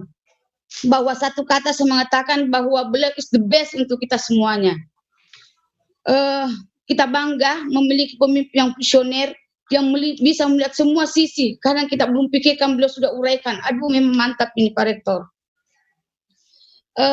Saya sangat berkesan dengan tadi kata Pak Rektor mengatakan bahwa dosen sekarang ini bukan lagi dosen yang menghafal semua teori, membawa buku yang banyak, tetapi bagaimana menginspirasi semua orang untuk membuat sesuatu yang bisa mengalirkan sesuatu masuk ke dalam Universitas Negeri Makassar. Sehingga setelah Pak Rektor waktu pelantikan, beliau mengatakan langsung saya pulang, saya membuat satu tim. Sehingga saya mengatakan bahwa kita harus membentuk suatu lembaga yang bisa dipakai oleh semua orang, bukan semua lingkungan UNM, tapi juga di lingkungan masyarakat luas. Bagaimana nanti Pak Rektor membuat link bahwa semua orang yang mau jadi pegawai, semua orang yang masuk jadi mahasiswa harus memiliki surat keterangan kesegaran jasmani yang baik, sehingga itu bisa kita buat di Fakultas Ilmu Keolahragaan untuk dibuat sebagai wajib bagi siapa saja yang mau mendaftar jadi pegawai, menjadi apa saja, sehingga itu bisa memasukkan dana ke dalam Fakultas Ilmu Keolahragaan. Itu juga yang saya pakai, yang Pak Rektor selalu mendengungkan bahwa kebersamaan. Kenapa di Fakultas Ilmu Keolahragaan itu punya pikiran yang praktis. Bagaimana menjadi wasit punya uang, soalnya itu uangnya kecil kalau begitu. Tetapi bagaimana kita membuat suatu link, sehingga itu nanti akan terus-menerus, memang lama mendapat uang, tapi banyak, saya bilang. Kalau berpikir praktis, maka dananya itu kecil. Gitu. Jadi itu yang saya buat, sehingga saya akan mengatakan bahwa di lembaga ini nanti di bawah, mungkin ada lembaga yang lebih tinggi di universitas, tapi di lembaga Fakultas Ilmu Keolahragaan akan muncul satu lembaga kompetensi tenaga keolahragaan yang bisa mengeluarkan sertifikat pelatih, sertifikat wasit, sertifikat keselamatan jasmani, sehingga siapapun nanti akan masuk di Fakultas Ilmu Keolahragaan untuk mendapatkan itu. Jadi kalau Pak Rektor selalu mengatakan bahwa di Al-Quran juga mengatakan jika Anda menguasai 3/4 isi dunia, maka jadilah seorang pedagang. Tapi sekarang kalau di fakultas di universitas bukan pedagang tapi entrepreneur. Kenapa entrepreneur? Karena entrepreneur itu punya jiwa yang kuat. Enggak apa-apa jatuh, enggak apa-apa, tapi bagaimana setelah Anda jatuh bisa bangkit kembali untuk menjalankan sesuatu yang lebih hebat lagi. Itu yang selalu saya berkesan kalau Pak Rektor mengatakan entrepreneur jiwa begini. Saya karena di kepala saya juga ada itu. Di kepala saya itu, maka di keluarga saya juga saya bebankan seperti itu. Anak saya 2 orang sudah punya penghasilan lewat suatu usaha, bagaimana itu bisa berdiri sendiri sebelum mamanya meninggalkan mereka. Itu, dan itu sudah ada di Makassar. Ada mengatakan itu adalah ciptaan anaknya Ibu Hasmiati. Itu. Ya. Jadi itu yang selalu menginspirasi saya, selalu mengatakan kepada teman bahwa dengarkan dengan Pak Rektor mengatakan kebersamaan membuat sesuatu yang lebih hebat, dan jangan selalu berpikiran praktis, berpikirlah seperti Pak Rektor, bisa menganalisa, bisa mengetahui bahwa ini bisa sukses, ini tidak bisa sukses. Jadi kalau mau menjadi entrepreneur yang bagus, maka jadikanlah Pak Rektor sebagai narasumber, sebagai konsultan, sehingga usaha Anda bisa sukses. Saya pernah mengatakan kata anak saya, kalau mau sekali-sekali kita ke Pak Rektor, sehingga Pak Rektor bisa menganalisa semua, seperti ini berapa pengunjung yang ada, berapa pembeli yang ini. Tidak tunji kodongnya berlebihan. Iya Pak Rektor, seperti itu yang analisa saya. Saya seperti itu karena selama ini Pak Rektor, apa yang Pak Rektor canangkan, apa yang Pak Rektor dengungkan ke kita, walaupun kita bodoh-bodoh begini, tapi setelah kita jalankan semua itu akhirnya juga sukses. Jadi saya sepertinya berkiblat seperti itu ke Pak Rektor. mengcombine apa yang ada di kepala saya dengan apa yang Pak Rektor selalu mendengungkan. Semoga semua apa yang Pak Rektor bebankan kepada kita semua sebagai pimpinan fakultas bisa berjalan secara linear apa yang Pak Rektor pikirkan, dan kita semua sehat-sehat walafiat dalam menjalankan berpuasa dan dalam COVID ini. Seperti itu saja Pak Kambi yang bisa mungkin saya kemukakan pada sore hari ini. Lebih dan kurangnya mohon dimaafkan. Wabillahi taufiq wal hidayah. Wassalamualaikum warahmatullahi taala wabarakatuh. Nah, ya, terima kasih banyak Prof. Pak Tamrin, silakan Pak Tamrin. Pak Tamrin tadi. Terima kasih Pak Kambi. Assalamualaikum warahmatullahi wabarakatuh. Waalaikumsalam. Yang terhormat dan kita banggakan bersama Bapak Rektor, teman-teman sekalian yang saya hormati, Pak Kambi yang saya hormati. Saya sebenarnya kalau mau menguraikan apa yang dicari Pak Rektor tidak mampu saya sampaikan sebanyak mungkin. Andai kata mau ditulis, saya tidak bisa sampaikan dengan tulisan itu Pak Rektor. Kenapa yang Pak Rektor lakukan sekarang ini betul-betul kami bangga, dan kami bisa dinilai orang bahwa UNM sekarang itu sangat berhasil.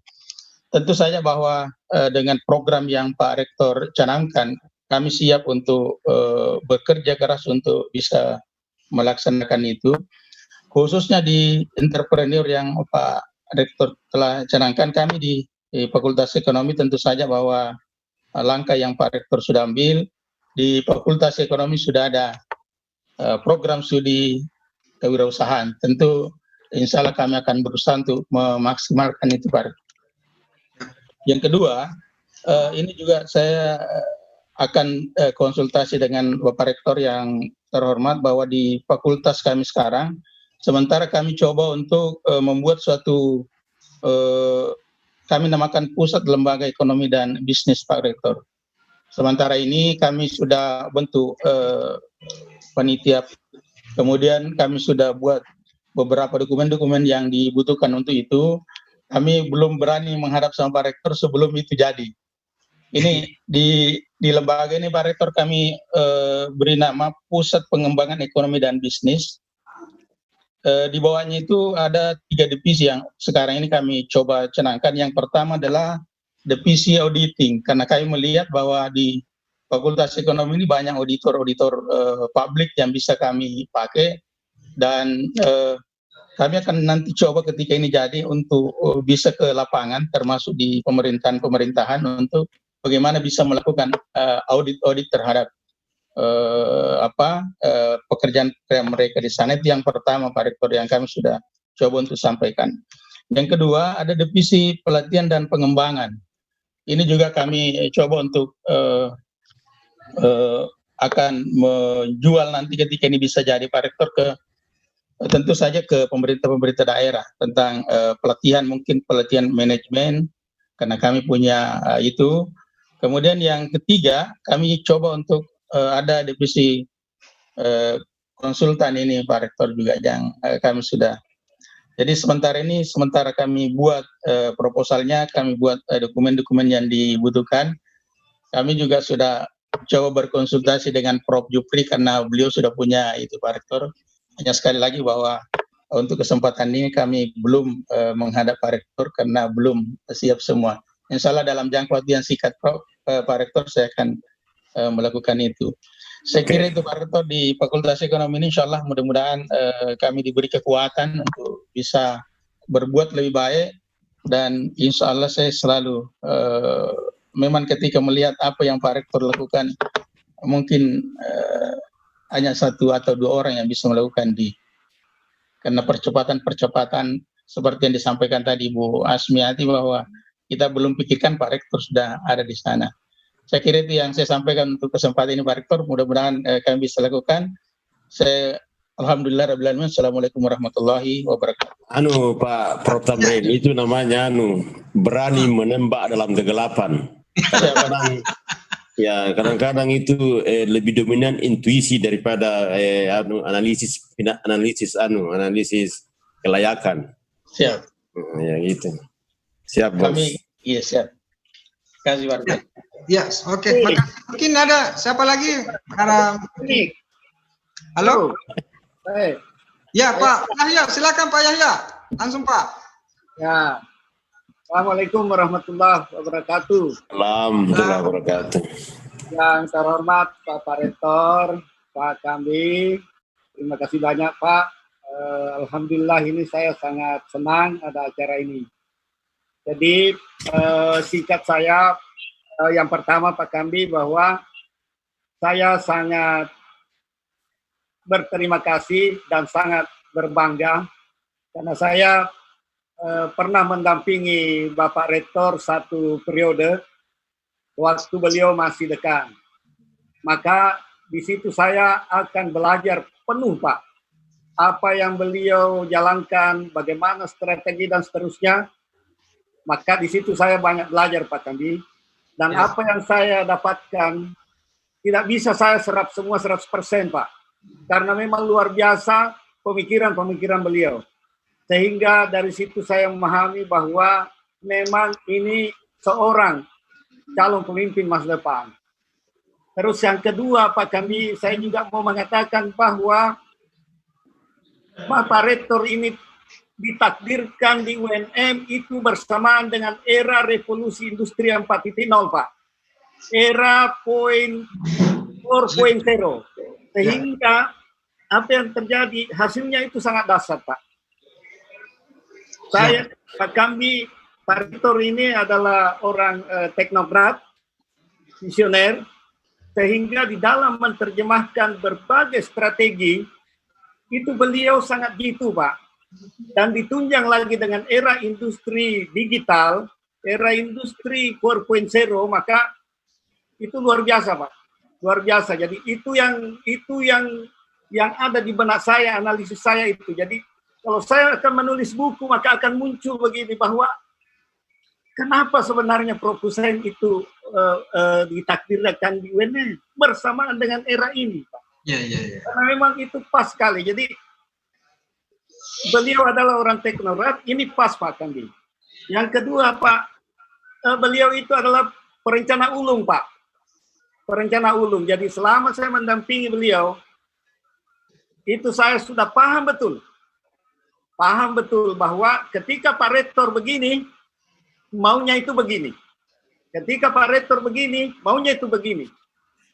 Kadang-kadang saya sudah mendampingi 4 tahun, itu belum sempurna juga Pak. Karena memang lompatan ke depannya itu seperti yang sampaikan tadi teman-teman, memang seperti itu Pak. Jadi saya mau katakan bahwa saya sangat bangga memiliki rektor dengan kemampuan. Menurut saya, ya saya tidak membanggakan sebenarnya yang tapi menurut saya beliau terlahir dengan yang sempurna menurut saya. Ya saya hanya berdoa mudah-mudahan beliau diberi kesehatan supaya UNM ini lebih maju. Dan saya yakin di bawah tangan beliau periode kedua UNM akan lebih terdepan Pak. Sekian. Assalamualaikum warahmatullahi wabarakatuh. Salam. Ya. MIPA. Fakultas MIPA. Pak Suwardi. Ya. Silakan Pak Suwardi. Baik. Terima kasih moderator. Kita semua diberi kesempatan untuk menyampaikan. Ada yang menyampaikan refleksi, ada yang menyampaikan optimis ke depan. Assalamualaikum warahmatullahi wabarakatuh. Waalaikumsalam warahmatullahi wabarakatuh. Mohon izin Bapak Rektor dan Ibu Bapak semua, pertama mengawali pembicaraan saya, 3 kata kunci yang saya rasakan bersama Bapak Rektor, mulai saya wakil dekan 1, bekerja di bawah beliau, sampai dekan kurang lebih sedikit 1 tahun. Kenapa bisa kita merasakan seperti ini, dan saya kira hampir semua sivitas akademika merasakan perubahan itu. Yang pertama, maaf Pak Rektor, ini bukan sanjungan, dan ini kita santai Pak Rektor ya. Pertama karena Pak Rektor cerdas. Kecerdasan Pak Rektor kita sudah ulas mulai dari Prof. Hamsu tadi sampai Prof. Yahya terakhir. Visioner, perencana ulung, bahkan sampai analis sejati. Saya kira panjang. Yang kedua, beliau karismatik. Ini yang belum disinggung dari awal. Tidak bisa Ibu Bapak menggerakkan organisasi kalau pemimpin kita tidak karismatik. Boleh tidak karismatik, tapi lembaganya sudah normal. Katakanlah perguruan tinggi yang sudah maju betul. Tapi kita kan tahu seperti apa UNM beberapa tahun yang lalu. Tapi kenapa bisa seketika itu semua sivitas akademik bisa ikut dengan irama Pak Rektor? Ya, karena di situ ada karismatisme atau bahkan bisa menjelma menjadi strong leader Pak Rektor. Maaf, ini bukan memuji Pak Rektor, itu yang kami rasakan. Kalau Pak Rektor mengatakan kita akan begini, rasanya tidak bisa kita tidak ikut. Ya seperti itu. Ada panggilan jiwa untuk berpartisipasi. Sehingga begitu kita cepat berubah. Yang ketiga kata kunci care. Pak Rektor ini sangat care. Siapa yang tidak merasakan kesejahteraan di bawah kepemimpinan Pak Rektor? Terutama para pemimpin ini mulai WR, dekan dan seterusnya. Maaf Pak Rektor, di mana-mana kami bergabung di lembaga lain, kami bangga sebagai bagian dari dekan di UNM misalnya. Ya, dari berbagai aspek. Ya, mohon maaf sekali kami kemarin rapat di Dewan Sehat Daerah Provinsi, kami juga diberi selamat oleh dekan-dekan dari UNAS, dari UMI, selamat punya rektor baru dan kami bangga berada di antara mereka. Ya, dengan penilaian potret orang di luar tentang UNM sekarang. Nah, itu 3 kata kunci, jadi cerdas, karismatik, dan care, sangat peduli Pak Rektor. Kami betul-betul merasakan kepedulian Pak Rektor sebagai pemimpin kami. Nah, masuk ke substansi. Maaf ini laptop saya lobek ini jalur mati nanti, mohon maaf sekali. Ya, tinggal 6%. Saya tidak ada cas. Iya. Jadi saya izinkan saya membagi 2 refleksi dulu periode pertama Pak Rektor. Jadi ini adalah betul-betul era penguatan dan pengembangan kelembagaan. Yang paling fenomenal itu statuta. Tadi Pak Rektor mengatakan blueprint, ya. Jadi kitab sucinya kita punya UNM itu di blueprint. Jadi kalau ada masalah kembali ke situ. Yang kedua adalah status BLU, alhamdulillah. Bahkan sekarang sudah kita bekerja keras lagi menuju ke BH ya. Dan yang paling fenomenal adalah akreditasi. Ibu bapak sekalian, kita semua tahu di awal era Pak Rektor itu belum sampai 10 prodi akreditasi, tapi sekarang sudah 50% kurang lebih. Maaf saya tidak tahu jumlah persisnya, tapi jangan kita menilai akreditasi hanya dari nilai A, B, C-nya, bukan itu. Ya substansi adalah makna di balik A itu, di situ sesungguhnya di situ terjadi penguatan prodi Bapak Rektor. Jadi roh universitas itu ada di prodi, semua resources ada di prodi.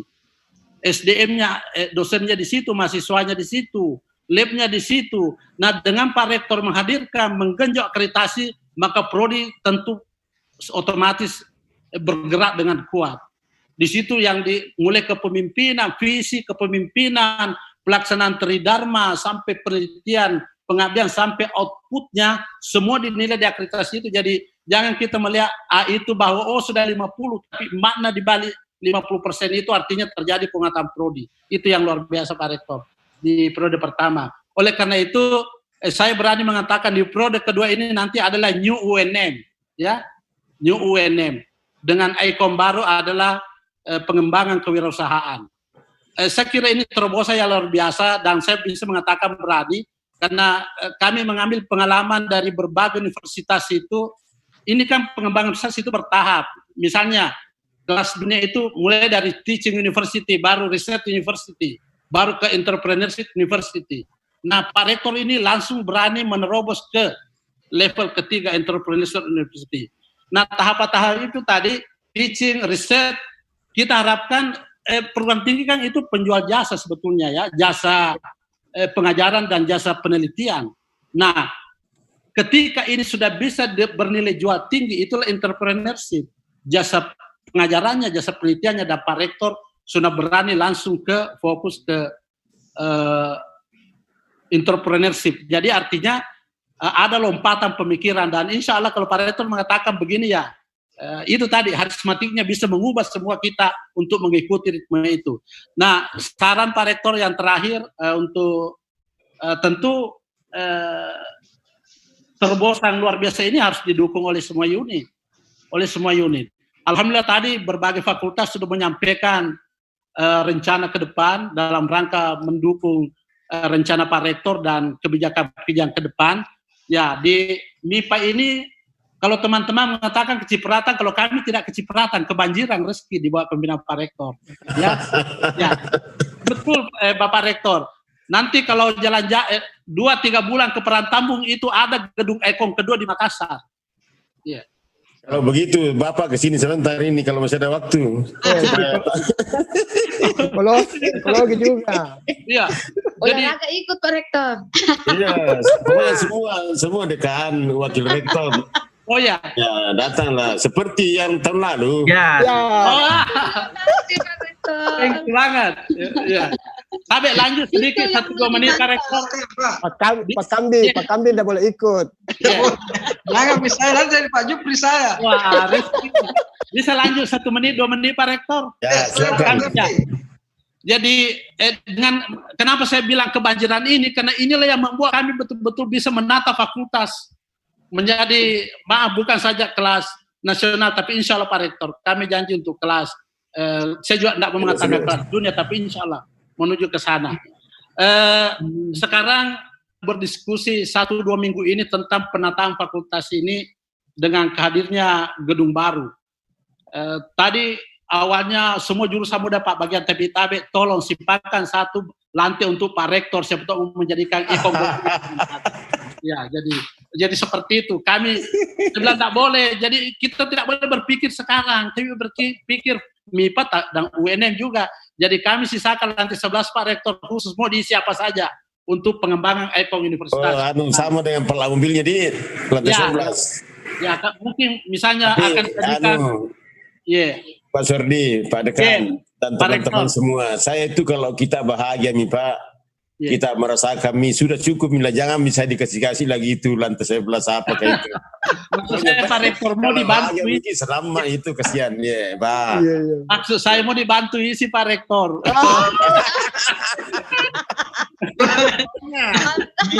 Lagi. Jadi kami menawarkan pusat UTBK kedua setelah finish Pak Rektor. Masuk. Kami juga kalau itu berapa ratus PC yang Bapak mau? Kalau itu enggak ada lagi, pokoknya kalau tawaran begitu itu saya beli cash. Dan khusus untuk fakultas, kami juga sudah mempetakan akan ada 1 lantai khusus untuk pengembangan fakultas menyangkut BLU ini Pak Rektor. Pertama ada Learning Innovation Center. Ini harus dicermati pasca COVID itu, ternyata inovasi pembelajaran itu harus berbasis digital. Jadi nanti di situ mengelola micro teaching, mengelola inovasi pembelajaran berbasis digital. 1. Yang kedua ada Publication Management Center. Ada pusat pengelolaan publikasi. Kami di publikasi ini jangan hanya kita melihat jurnal, tapi paten, haki. Ini yang kontra dengan Pak Rektor yang kami tidak bisa penuhi. Ada paten berapa? Jadi kami salah satunya jalan kami harus bentuk pusat pengelolaan publikasi termasuk jurnal, paten dan haki. Nah itu juga sudah siap tempatnya di atas. Yang ketiga kami juga bentuk ICT Center untuk ICT karena tidak bisa nyambung kalau digitalisasi itu tidak bisa nyambung kalau tidak berbasis digital. Nah, ya lab terpadu juga, ini lab terpadu khusus untuk melayani user dari luar. Lab terpadu dan alhamdulillah kerjasamanya Pak Rektor dengan BSN kemarin sudah kami sampai ke tahap penyusunan portofolio untuk akreditasi lab terpadu. Nah, ini untuk pelayanan saja keluar. Dan tentu ada juga unit penjaminan. Jadi 1 lantai nanti lantai 10 Pak Rektor khusus untuk pengembangan fakultas. Ya, saya kira itu maaf terlalu panjang dan alhamdulillah kita dipanggil Pak Rektor sehingga definisi.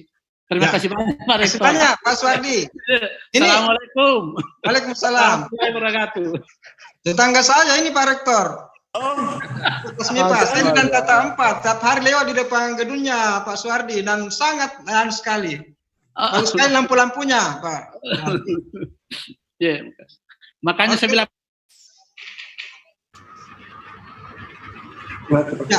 ya masih ada 10 menit lagi karena kita dikasih waktu setengah jam lagi sama Pak Rektor. Kita sekarang pukul 16.20, saya ada 10 menit. Mungkin ada lagi masukan sebelum kita kembalikan ke Pak Rektor.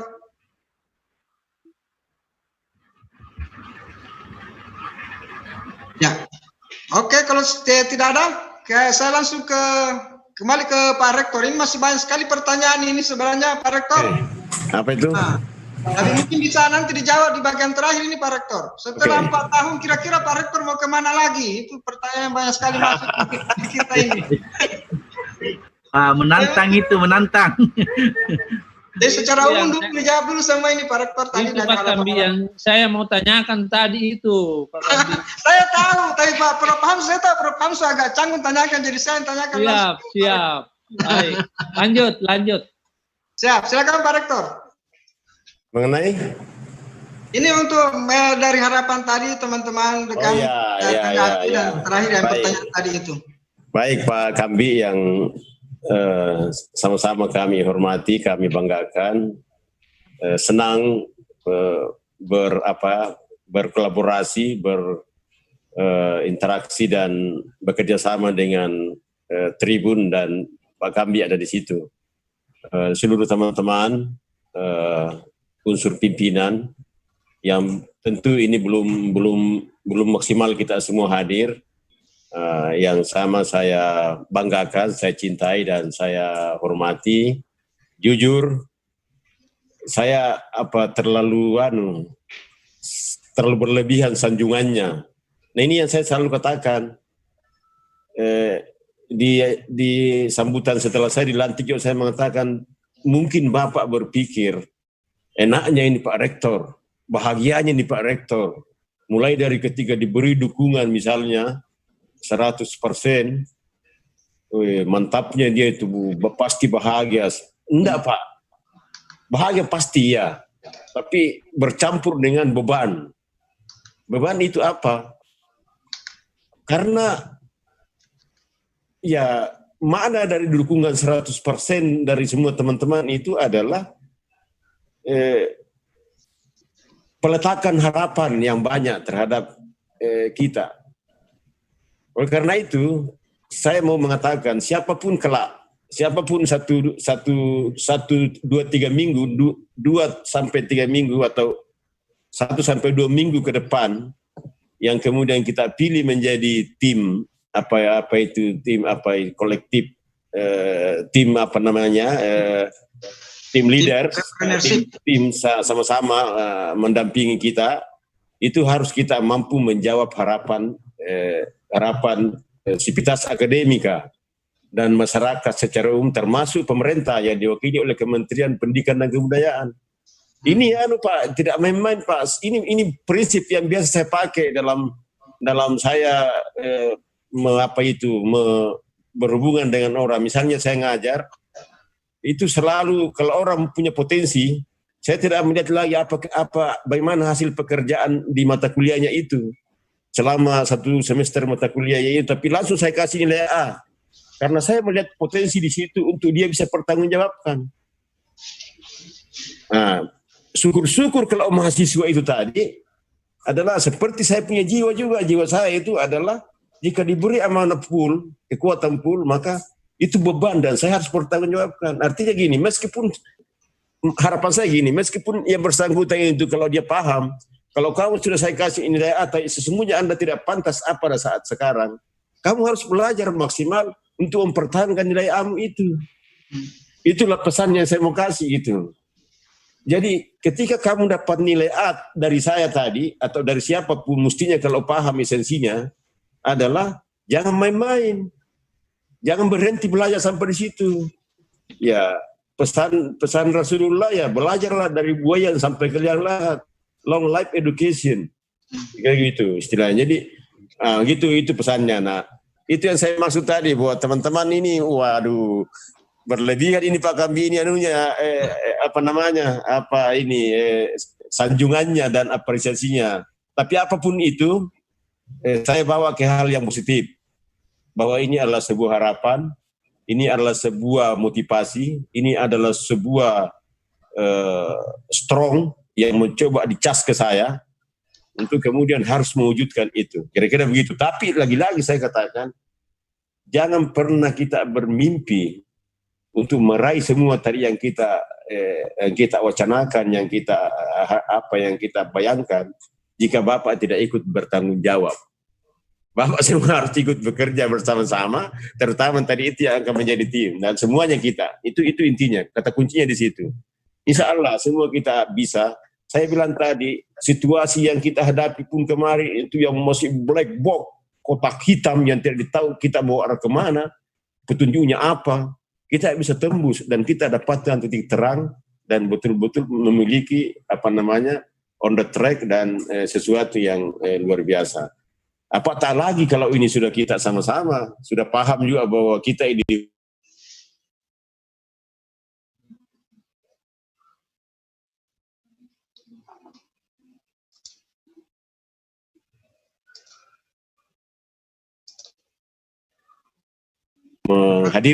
menghadirkan UNM ini lebih baik ke depan tentunya bersama-sama. Bapak dan Ibu yang saya hormati,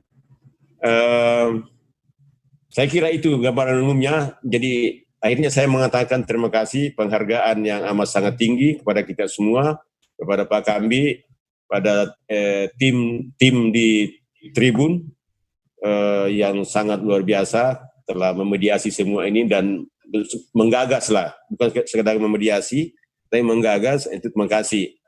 UNM dengan seluruh kekuatannya memberikan penghormatan kepada Tribun Timur, terutama Pak Kambi bersama teman-teman yang lain. Saya kira itu. Dan untuk pertanyaan tadi, Prof. Pertanyaan apa itu? 4 tahun. Setelah 4 tahun ke depan, kira-kira Pak Rektor mau apa lagi itu?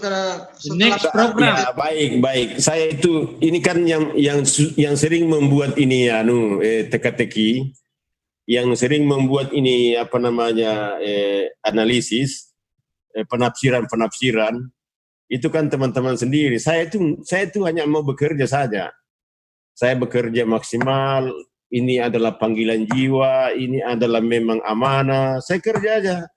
Nah, dari kerja-kerja ini yang kemudian kita bertanggung jawab, mereka mengasumsikan sendiri.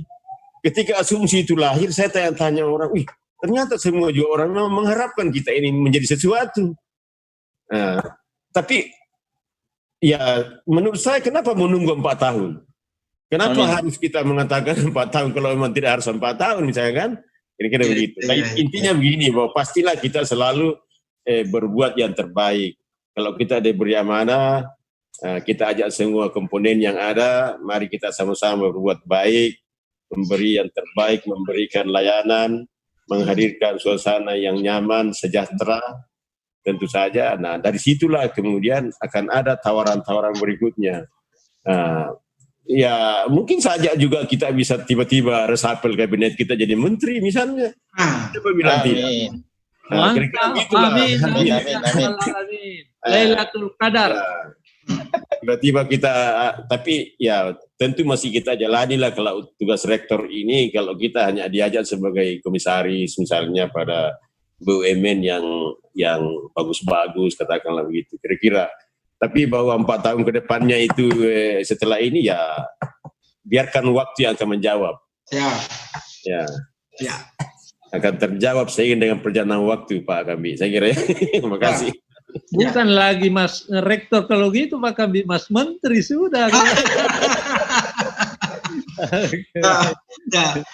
Terima kasih banyak. Sebenarnya ada banyak pertanyaan di Facebook dan bapak-bapak bisa kalau mau menyaksikan ulang bisa ditonton ulang di Facebook Tribun Timur dan di YouTube Tribun Timur. Itu kita itu sudah sekitar 1,3 juta sekarang subscribernya, Pak.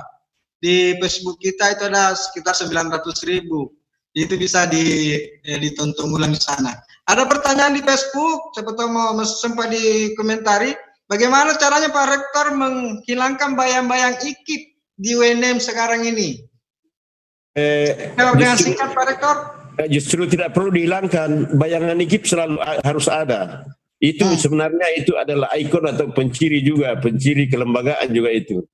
Jadi kerja kita sekarang UNM itu diberi wadid mandat atau diberi mandat tambahan di tahun 99 ketika Pak Habibie itu menjadi presiden waktu itu, dan di antara 11 waktu itu IKIP, sekarang 12 setelah berjalannya, itu 4 perguruan tinggi, 4 IKIP yang pertama diberi waktu itu, termasuk itu UNM dari 4 itu.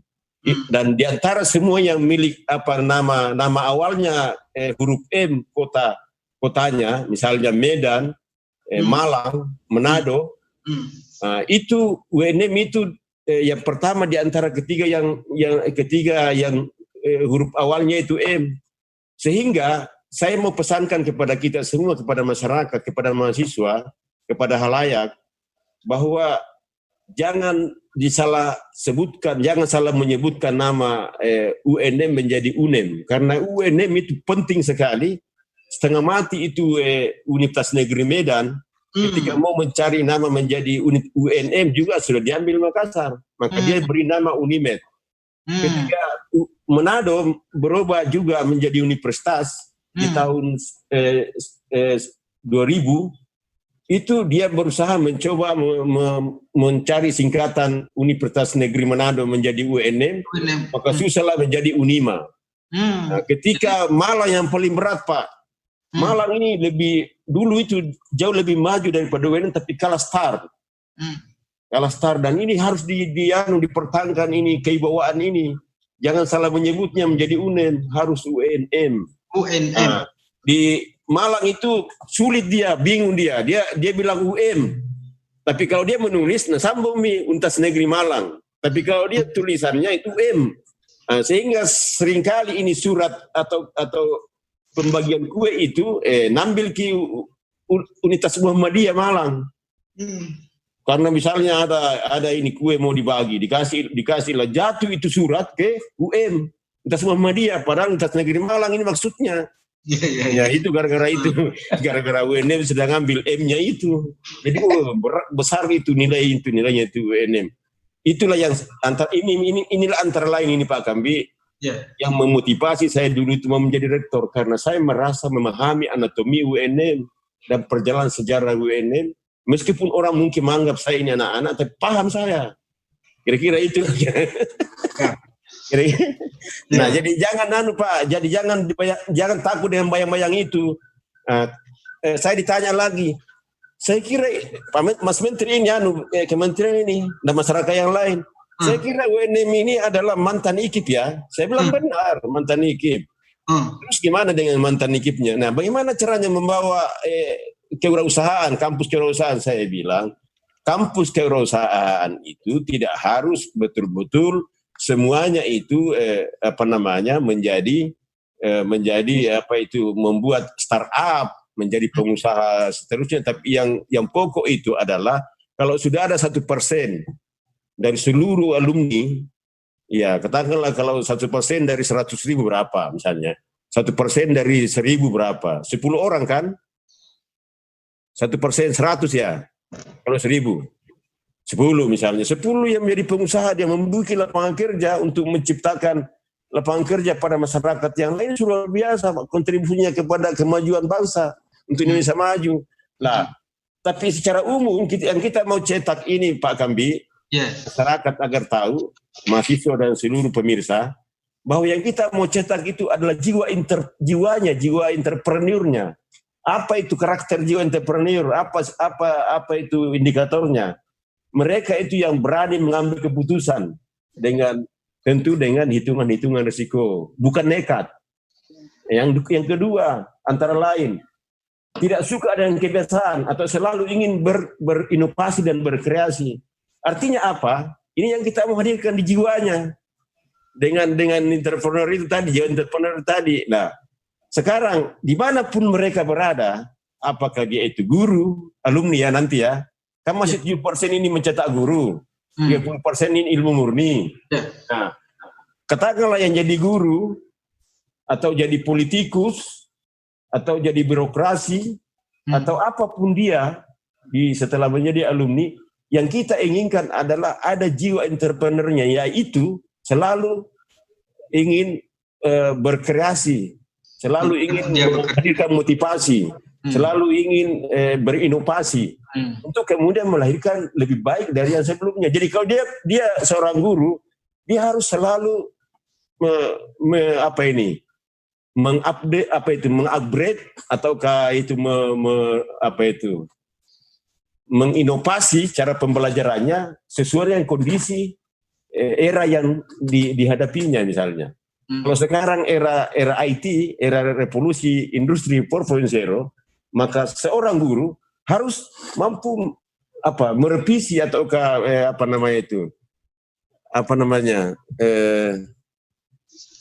yang mengkreasikan ataukah merubah cara mengajarnya dengan mengikuti kondisi yang ada gitu. Itu yang dimaksud dengan jiwa kewirausahaan.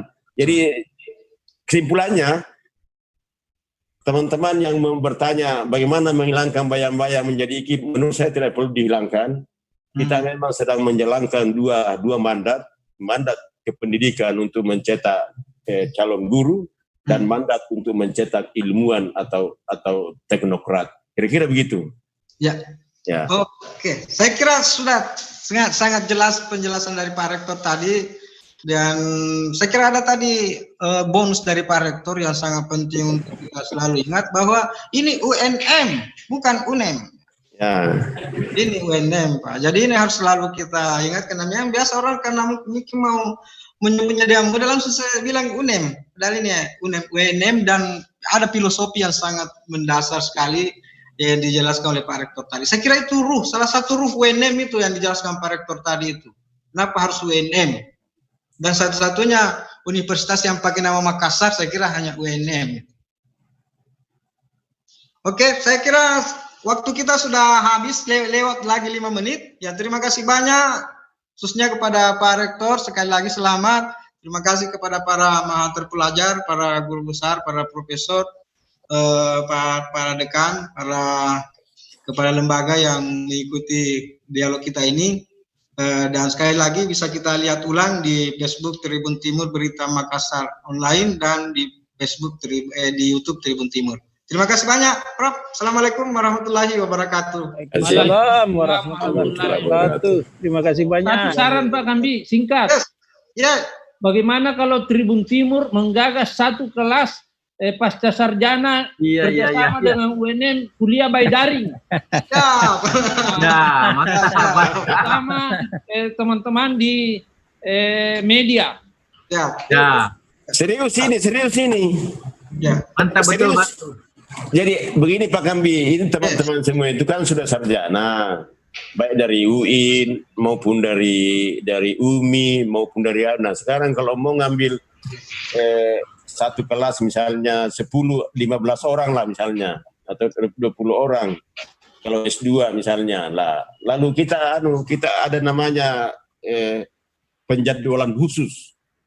Ya, jadi bisa juga pengaturan penjadwalan khusus itu maksudnya bisa kita atur kapan kita kuliah daring. Misalnya kalau teman-teman wartawan ini lagi sibuk-sibuknya mencari berita karena banyak fenomena misalnya. Maka tak usah masuk kelas, mari kita kuliah daring. Di mana pokok mencari berita online kok sekarang kita mau kuliah. Kira-kira gitu. Siap, Pak Rektor. Tangkap itu Pak Kambi. Laksanakan perintah. Tangkap itu. Ya, langsung dicatat ini ada perusahaan di samping saya langsung mencatat. Nanti akan dibahas lanjut ini. Ya, oke, saya kira demikian Pak, karena Pak Rektor saya kira masih banyak agendanya, apalagi bapak-bapak ini mau ke sana semua ini ke Gunung Pinisi. Itu buka puasa bersama. Selamat berbuka puasa. Assalamualaikum warahmatullahi wabarakatuh. Waalaikumsalam warahmatullahi wabarakatuh. Bantu kan dulu ini.